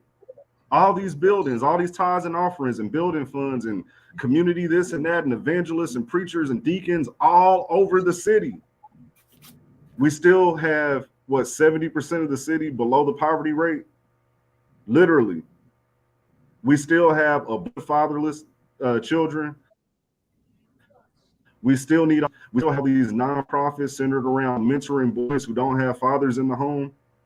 It isn't working. And what I'm saying is we've got to figure out some type of messaging, some type of way to get into our boys' heads so that they can see that the biggest problem is their lack of self-control, their lack of discipline. And what I'm saying is if it didn't work in the 60s, meaning that when I didn't have my father in the home and none of my friends had their fathers in the home, that means that whatever was going on then didn't work for those men. And if we're going to break the cycle, that means we have to do something different. What does the different look like? That's the question. What does the different look like? Not what worked in the past for a handful of people. What can work in the future for the multitudes? Dr. Poussin and Eric Dyson and all those guys have been trying to figure that out for decades. There's no one answer. And here's the thing. And if we don't figure it out, so do we just throw our hands up? I believe that there's an answer. I believe there's a solution, but I believe we're too quick to revert to what we know from the past instead of looking for new solutions that may work today. Right. I agree with that. We are the solution. Andrew, I'm sorry. No. So we are the solution. And how is the solution? Well, we become the solution when God works through us. So if God is in us, then we become the solution. Robert G. Hawkins said that is the reason why I said God is with you, whether you're in a church gathering or not. You walk with God. So when I say we, that means me as the individual. Now, what I am fortified with is my strength. And my strength is what fortifies me to act, to do, to be the answer. So it is me choosing my strength to share for the purpose of change, not for the purpose of me, because I'm already filled, supposedly. But that message is misconstrued. That message says, hey, if you don't fill yourself with God, if God doesn't, and if you don't, what'd you say? If you don't believe in what he has done, what he is doing, and what he is going to do. Well, I believe that, Mike. I believe what he has done was created this mess that I live in. What I believe is what he is doing is keeping me hungry. And what he is going to do, I don't have time to wait and see. That is the belief system right now, because that is the God in me. And until another man actually shows me the God in him, until another man actually shows me the God and not tells me, because my stomach is still hungry. When he puts his hands in the ground and asks me to come over here and help me and put my hands in the ground, he's showing me how to till the soil. Yes, sir. He's showing me how to plant. The action. It's the action behind it. Exactly. He is the action. He is the living God, if you want to use those words. And then I began to wonder how he became that, who he became that, and what fortifies him and keeps him going. Andrew, let me ask you something. All of this. Yes, sir. Good. Where do you feel unanswered prayers come from? Lack of action. Unanswered prayers. If I say something out loud, no. Then don't it say that prayer without work is dead? Yes. No, you guys are theologically way off the concept. Now, okay, let me tie it in, Mike. Before you go, let me get a little context. Let Mike finish, Andrew. Let Mike finish, Andrew. We way out the concept. Mike, please. Where does what was the question, Andrew? Where does unanswered prayers come from? So because what I'm saying is, I believe that a lot of times we pray, and when we say we don't receive an answer, we didn't get an answer because we're already equipped to do what needs to be done. There is nothing to answer. That's it, man. I'm sorry, but let Mike say it though. If God gave us the mind to process information, he gave us the hands to work, he gave us the ability to collaborate, he gave us what we need. Now he's waiting for us to do. That's just how I see it. Okay, but let's definitely Mike, give Mike the clear it up for us. Clear it up for us, Mike. First of all, the Bible speaks about prayer, and the conduit to now unlock to get the understanding is your faith. Now faith is the substance of things that we hope for, that we pray for, the evidence of things that we cannot see. Number two, God does not always say no. God does not always say yes. Sometimes he says not yet. Because man looketh at the outward appearance, but God looks at the heart.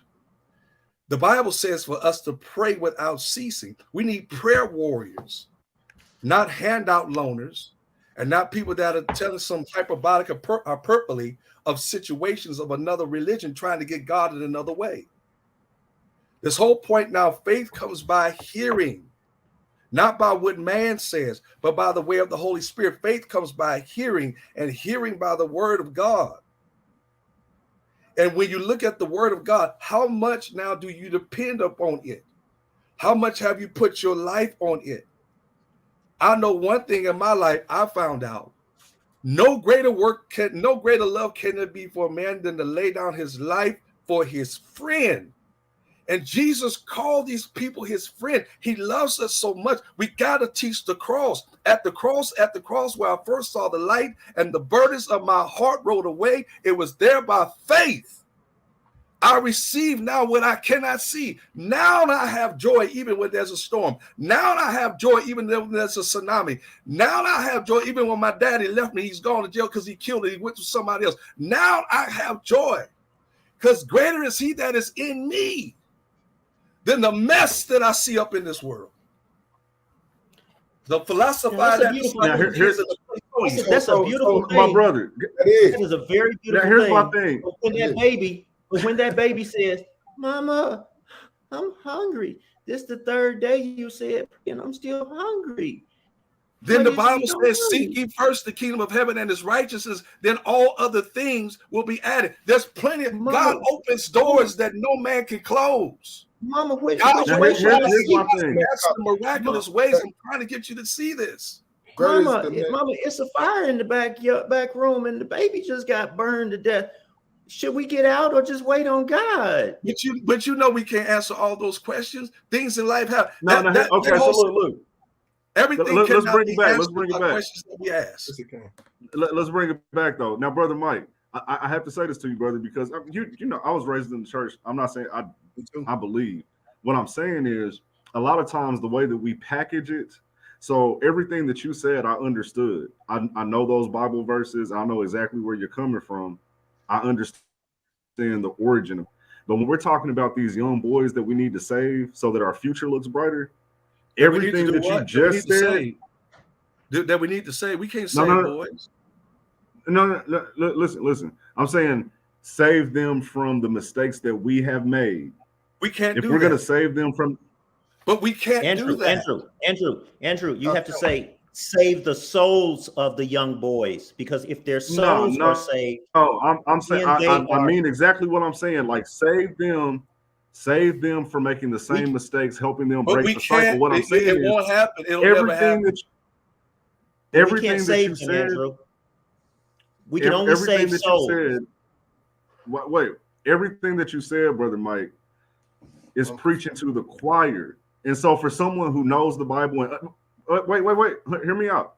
Everybody that has read the Bible and understands and believes everything that you just said, it was like, yes, amen, I agree, yes. For a young boy in church, you could have stood up at your pastor. You stood up in church. You said the exact same thing with the same energy, the same words. They're falling asleep on the back row. Or they're saying, here we go. Or they're saying, I'm hearing all these biblical words that I don't relate to my life. And what I'm saying is, if we want a different outcome, you have daughters. You want them to marry an honorable, respectable man. He may be in the church. I don't know. But what I'm saying is, if we want more marriageable men for our daughters, and we want fewer problems in our community in the future, we have to reach our boys. And if exactly what you just said hasn't worked, we have to change it in some way. Unless God builds the house, the labors are in vain. Unless God builds that house, Brother L, the labors are in vain. If God is not the center of the conversation, the cross is the only way that can pierce and quicken somebody's heart. So we can't change behavior. Only the Holy Spirit can do that. If that I believe that we can. Letting them do that. We can. My whole thing is this, Pastor. Do you believe that God? Okay, go ahead, Marcus. I'm sorry. Do you believe that God worked through man? God uses men, and God uses those who are born again that are saved to now do miraculous work for Him. So they're called servants. So we can't save the youth. No, we can't. Only the Holy Spirit can do that. But He works through us to plant seeds. If that was the case, there would have been a whole lot of saved people during Dr. King's era. I think that's an excuse to say that we can't do something. Because we put too much on something else that these young people don't even know or understand. So we have to be, like you said, we have to become vessels. And that's what we become. We become vessels. Whoever's conducting or controlling that vessel, if it's doing a good work for the community, for the youth, and it's and it's gaining benefits in our culture and our community, then that's what matters. And you know what that says, Marcus? Marcus, You know what that says?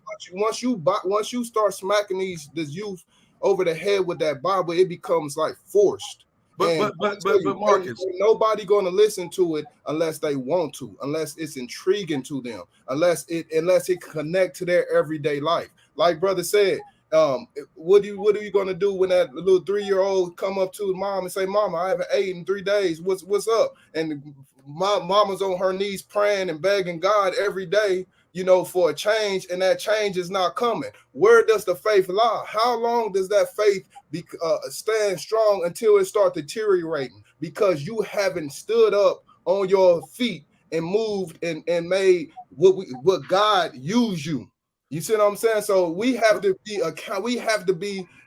control our destiny through whatever conduit is controlling that was whatever, but whatever we want to call it, because I'm gonna tell you the truth. It's for another conversation. But right now, I think we're off the point, and we're off what we need to be talking about. But that's for another conversation. I think that's what we talked about earlier. We need to have these conversations, and the youth need to hear these conversations so they can understand where we coming from and where we fell short as man, and where this generational gap came. All right, it's a generational gap that happened, and a lot of it happens through the force of that.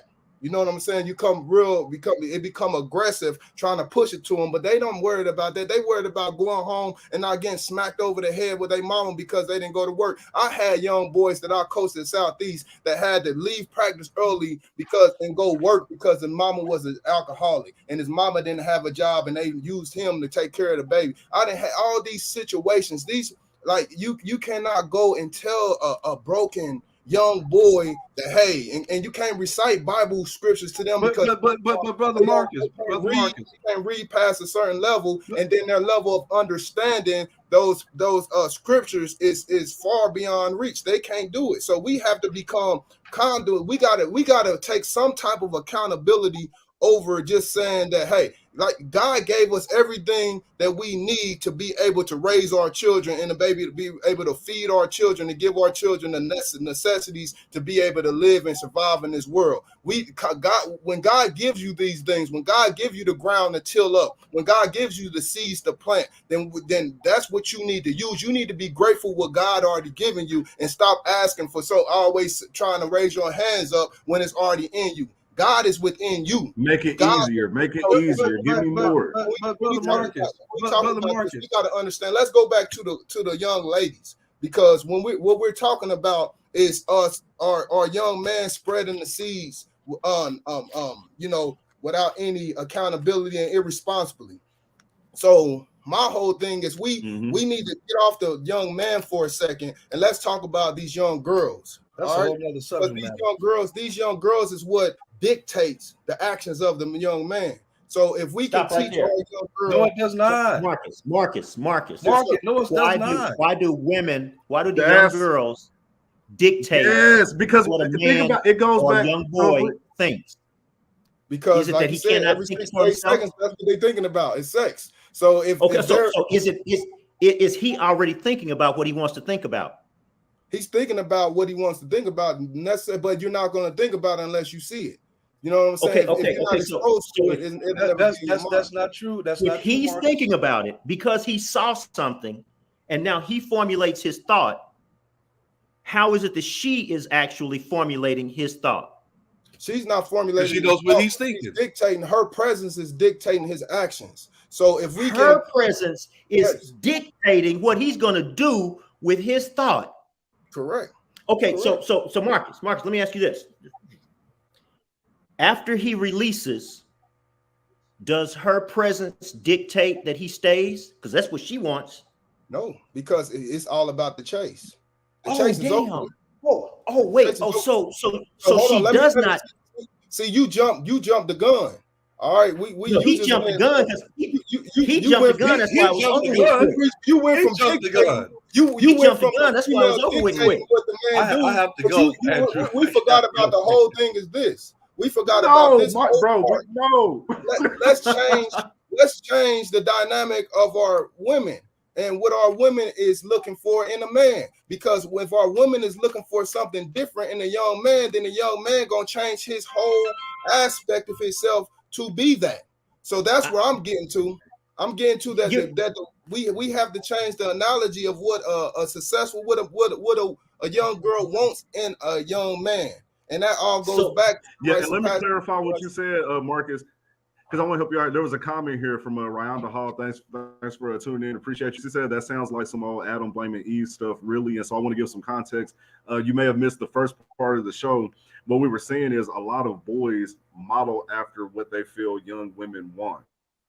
And so men are trying to figure out, and so they see rappers, they see these athletes, they see entertainers, etc., and the way they live their lifestyle, and they model after that. So what Marcus is saying is if we can get to our girls and help them show the boys that they are willing to accept something other than that, then maybe our boys will have more things to model after.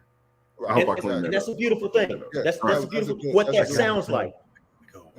What that sounds like to me. You can't go, Mike. You can't go, bro. You can't. We ain't letting you. Come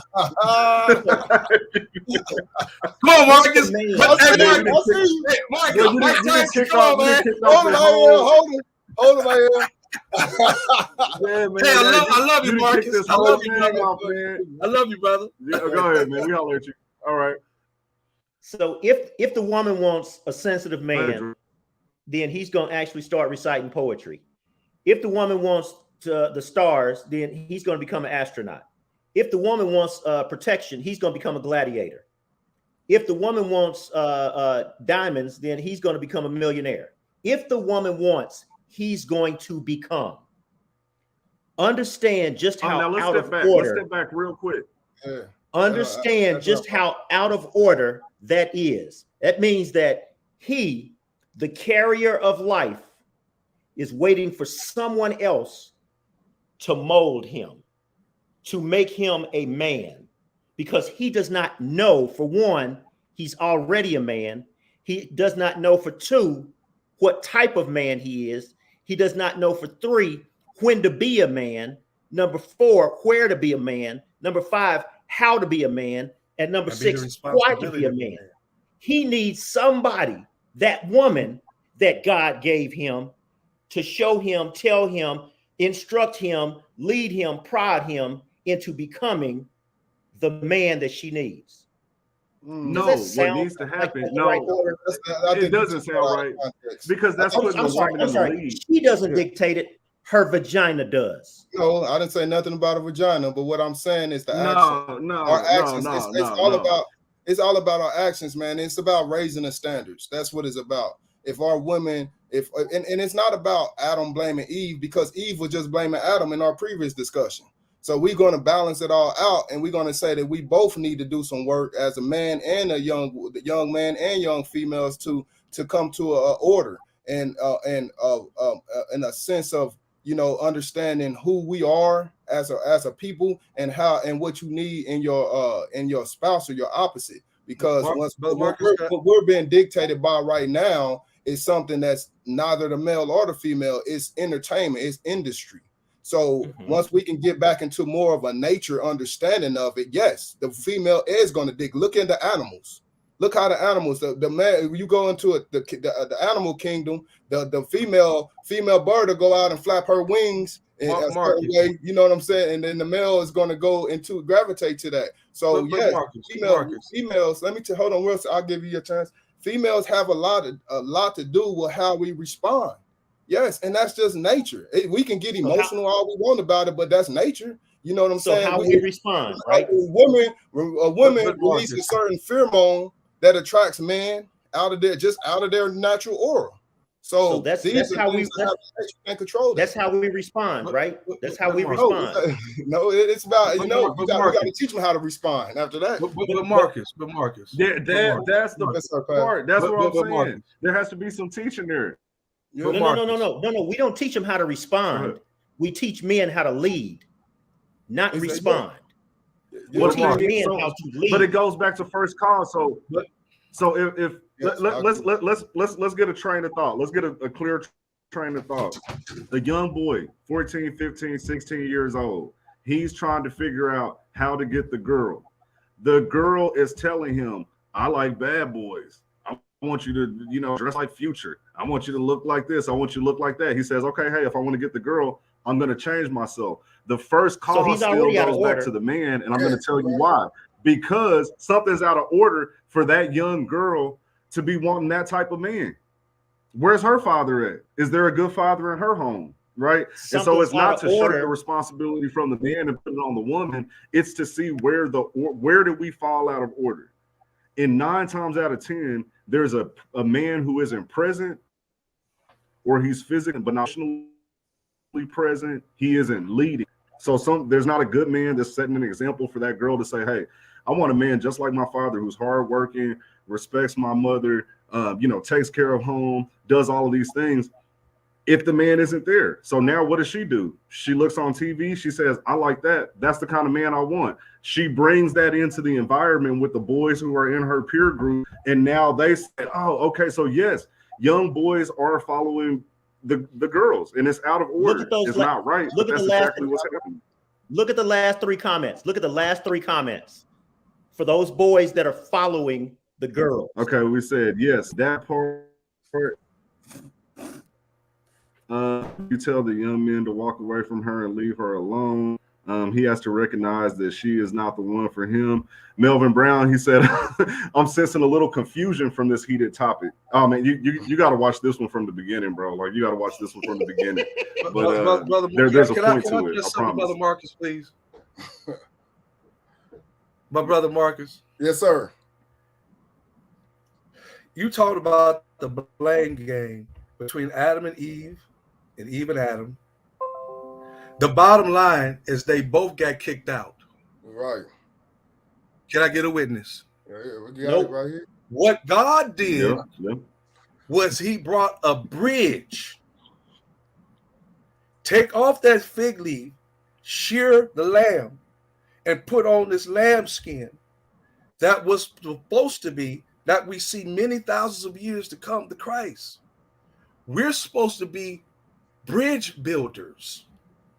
We can't change situations. And I want to say this, Brother A.L. We can have all the beautiful homes and the kumbaya all you want to. And you got many of them sitting there with their children in jail because of things they decided to do, just as anybody that was drug dealer and the father was not at home. Mm-hmm. Let's get it straight. If we're going to tell the truth, tell the whole truth, nothing but the truth. Now that you'll get an amen on. You see, because it's up to the individual. Once you learn the truth will either damn you or set you free. It becomes your choice at the point of accountability. What changes and what path will you go through? But the Bible says, and I'm going to stay with the Bible, train up a child in the way it should go. And when it leaves, it will return back to what you taught it. And so now what happens because the man isn't there, you and I become. But you did just say, I'm just saying, you did just say that the households that. Okay, all right. Bridge builders. And we share with them. And the only reason why I'm talking scripture and all that, I'm talking to men. I ain't talking to boys. Right. Hey, one boy up in here that's an adolescent that ain't graduated my school. If I was talking to someone, I would not use the metaphor, the outline, the diction that I use and be so forceful as I am. I'm talking about the grown men touching their souls that they can articulate, they can understand, they can now take this and grapple with it in their own minds because they have senses of conscience of what is right and what is wrong. A child doesn't, because they don't know what we know. They think they know everything, but doggone it, you know they don't. Because I was a child just like you, and you were just like I was, and I thought I knew everything, and I knew nothing. Brady knew how to tie up my shoe. But it's because of people around me, and God spared my life to be around people who helped spare now the way I think that I didn't get myself in a whole bunch of trouble that I could have. So what we do is we sit down with them, I say again, and not just throw messages and love notes at them. You spend time with them. How many men are willing to spend time with you? How many men are willing to take phone numbers and call after you talk to them? Right. So you're nothing just but a bunch of metaphorical words inside of a notebook, and you become a novel and a love language. I read the book. I heard that before. You sing it to the choir. How many people want to sit down with them? Hey man, but you got. I'll tell you one instance, and I'm done. Duran Cherry's son, Robert. And I met these guys inside the gym, right? And so they find out what I did, this all kind of thing. So as I began to talk to them, they began to see me, they began to trust me, with high-fiving. Then after a matter of 4 to 5 weeks, we start hugging one another. Then after we start hugging one another, we start just talking about different things that they're going through. He brought his partners in that was coming in from school. We ended up going out to lunch. We going out, hey, can I come over to your crib? They would go, we would just chill out. I began to develop a relationship with them because God called me to do that. Now, understand it. Many are called, but few are chosen. You may not be chosen to do something, but in another way. I've been called to do, and I've been chosen to do a specific work. Tilling the ground, all I'm doing is sharing what love is what love does. And I try to do it the very best I can because I am his disciple. And his disciple is what? The disciple is a follower of Christ. What would Christ do? But I don't know what Christ would do unless I had a relationship with him. I don't care about your philosophical books. I don't care about your Socrates and your Platoism and the things that happened in the 16th, 15th century. I care about what God is going to do for me now. And so now I open up. This is what he's doing. He put food on my table. And then the point you talked about that girl, Brother Marcus, or somebody said that the girl that did not feed her children. First of all, why are you having a child and you haven't fed your child? Let's get to that situation. Why is that child hungry? Let's get to the dichotomy. Let's get to the very epicenter of now why this thing started. Why you have a child who ain't eaten 3 days. Why is there a fire in your backyard? Let's get to the epicenter of this. Let's do a diagnostic test. And let's go through this and now uncover because it's back at the beginning, like we said, the father right there. The father right there. And it's 2022, things are expensive. No, Mike. It's not the father's fault that that Mike, child let's is get not to the being beginning. fed. The first question you asked, why do you have a child? And then you said that's hungry. Why do you have a child? Right. Because the man planted his seed. Because you opened up your legs and you allowed that man to enter into, and you left. Oh, it's her fault again. Wait, It's not her fault. But It's again, not her fault. It's a decision now, that they made together. No. Right, but he's not there. No. Don't get me No. wrong. It is a they. I mean, it's not a But if decision we're to make saying a baby. that I didn't mean that now. I didn't mean that. Hold on. Mike, I didn't mean that. Mike, So Mike, scratch that because I didn't mean that. Mike. Okay. She all did right. not. We admit that she from did the not record. decide. She did not decide. You said it's a decision they made together. She No, did not I decide. meant to say scratch Wait. that. I was wrong. She did not decide to Okay, you said he was ejaculate in wrong. herself. She did not decide to ejaculate into herself. He decided that. He decided to ejaculate in her. That was not a decision they made another together. subject, brother. Why would she have sex with him? She's not have the pill. Why does he not have a condom on? Ask him. No. Because we don't teach our young men. This goes back to the very beginning. How do we break the cycle? We don't teach our young men the responsibility that they have with their seed. We just don't. It's not a part of the conversation. It's not in our culture. We don't talk about it at home. We tell the girls to keep their skirts down, stop being promiscuous, quit putting all the makeup on. We don't have the conversation with our boys that it's always about, oh, she's going to get pregnant. No, you are going to get her pregnant. And if you do, you have to take up that responsibility. And then there's no man on the back end because there's no father in the home. So when he does create this new responsibility, he doesn't have anybody that he fears making him take care of that responsibility. That's the problem. Her egg does not blossom until it is touched by sperm. Yep. She is the second cause in every situation. There is a first cause. The Garden of Eden. Right. Just like the Garden of Eden. She came to Adam with the apple or whatever that fruit was. He could have said no. No. That is theological. Do not. Please he could have said that is not true. Let me give you what the situation theologically in chapter 1 tells. So now we take no responsibility. You just said accountability, integrity, and responsibility. So throw that out the window. Please let me tell you the truth. Let me tell you the truth. First of all, he was presented. Now this female, who we call woman, now this is now bone of my bone, flesh of my flesh, which started the institution of marriage. They became as one. What affected one also affected the other. At that time, one could not do one without the other. For it is not good for man to be alone. Let us make him a helpmate. Can I They ask were you now something? inseparable.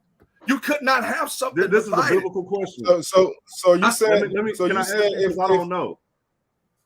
Say what? If Eve Go would have ate ahead. the apple and Adam didn't, That Eve That's my ate question. the apple couldn't and nothing happened.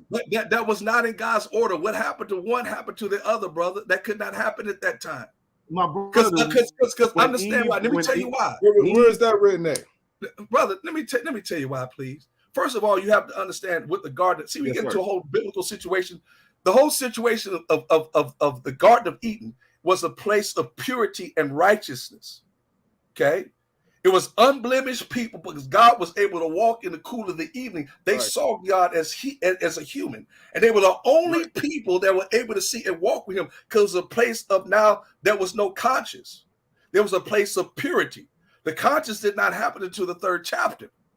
What I'm saying to you now is God could not dwell with unclean things. And so everything in there was pure. So one that happened to one had affected the other. That's what happens to marriage. If one is broke, then all y'all broke. If one is hungry, all y'all hungry. My brother, brother Mike. That's the whole situation of marriage. Do I have the story wrong? That he was now bringing forth to humankind was in chapters 1 and chapter 2. So- we saw the breakup in chapter 3. So why come when she ate the fruit, why did she even have to ask him to eat it? If she ate it already happened. Show me where he asked her. Show me in the Bible where she asked Adam to eat the fruit. Well, Show me, because it's not there. So she just ate brought the it fruit. to him. It said that she brought it to him. It says, But I said ask. I said ask. oh, I said ask. Okay. He Change said your ask. words up. So he she changed brought words it up. to So him. Andrew Yeah, changed.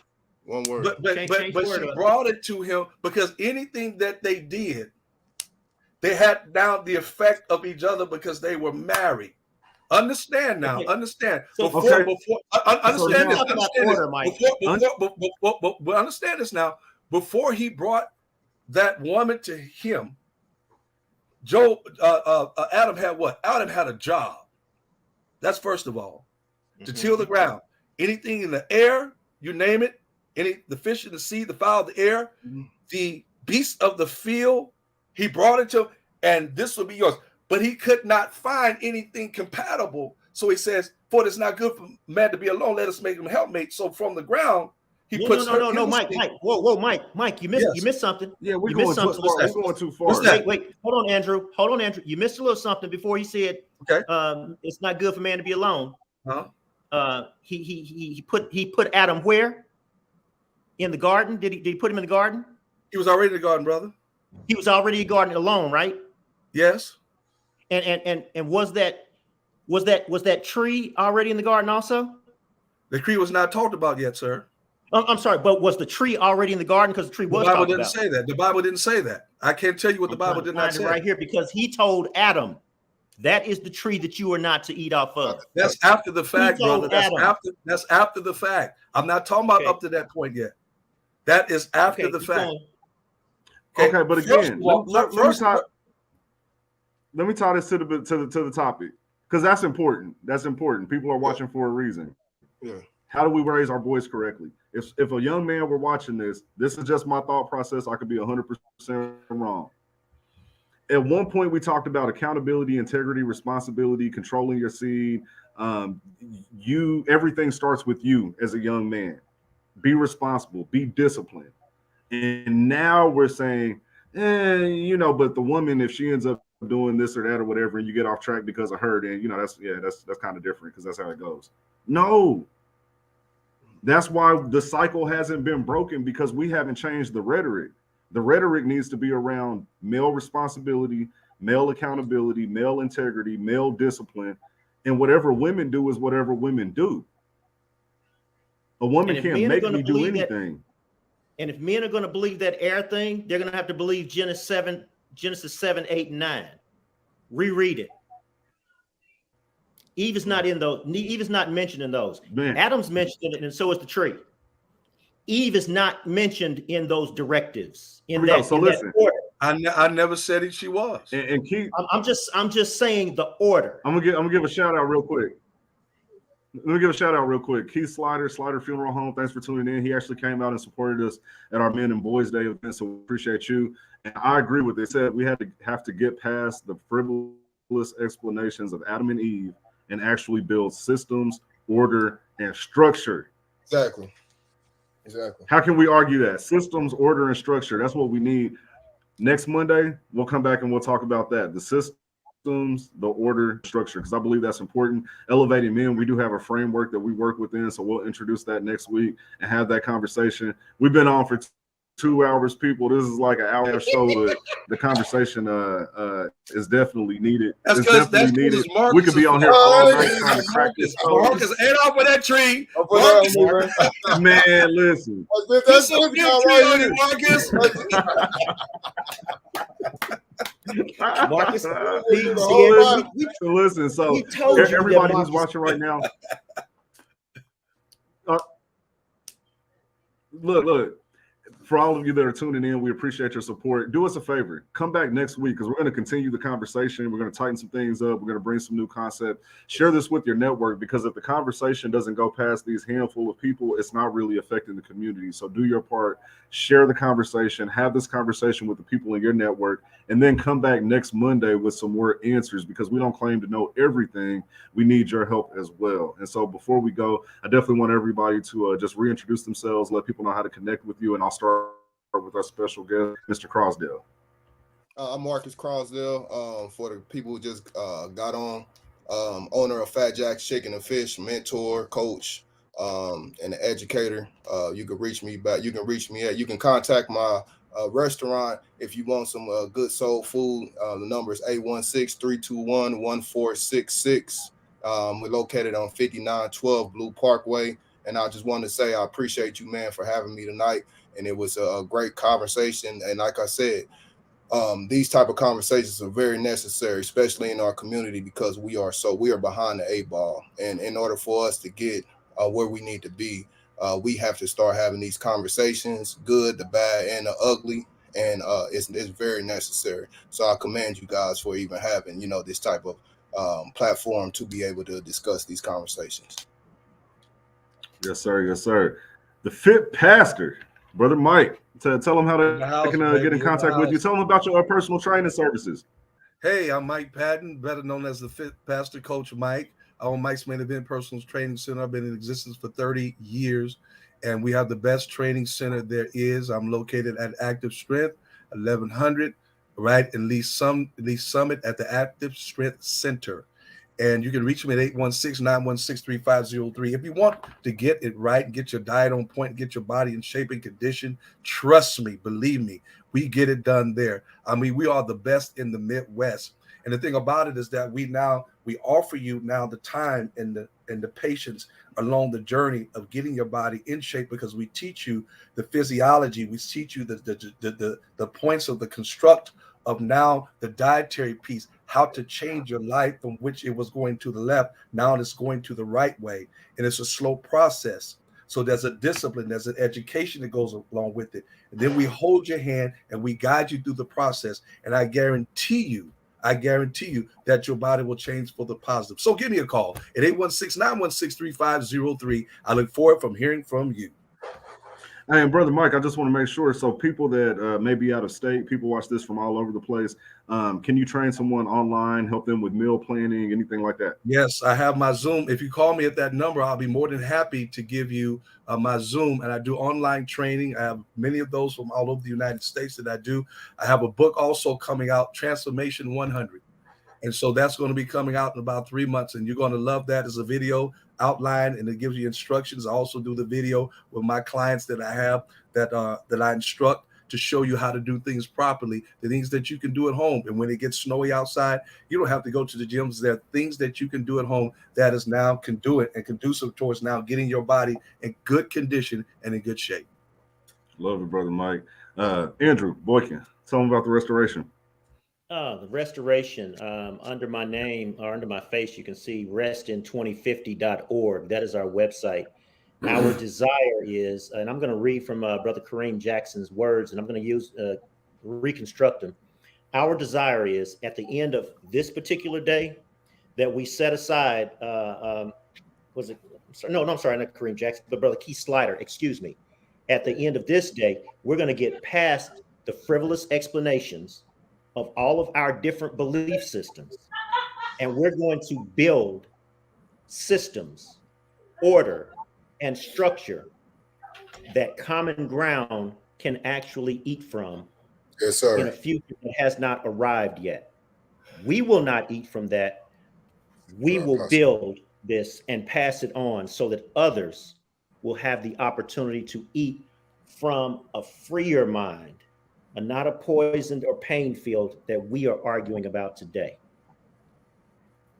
Yes, sir. Yes, sir. Yes, sir.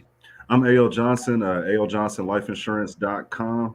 Go and check that out. That's our new website. We've got a ton of articles. You know, if you're looking to learn about term life insurance, whole life, universal life, life insurance for kids, life insurance for seniors, that's what we do 100%. That's our laser focus. We're specialists, you know, so we don't sell car insurance, auto insurance. It's all about life insurance, and we're very good at what we do. And so if you have any questions about that, visit ALJohnsonLifeInsurance.com. Outside of that, visit elevatingmen.com and subscribe to the YouTube channel as well, so that you have these conversations. Follow our Facebook page because we post inspiring messages consistently, and we just want you to go along this journey with us.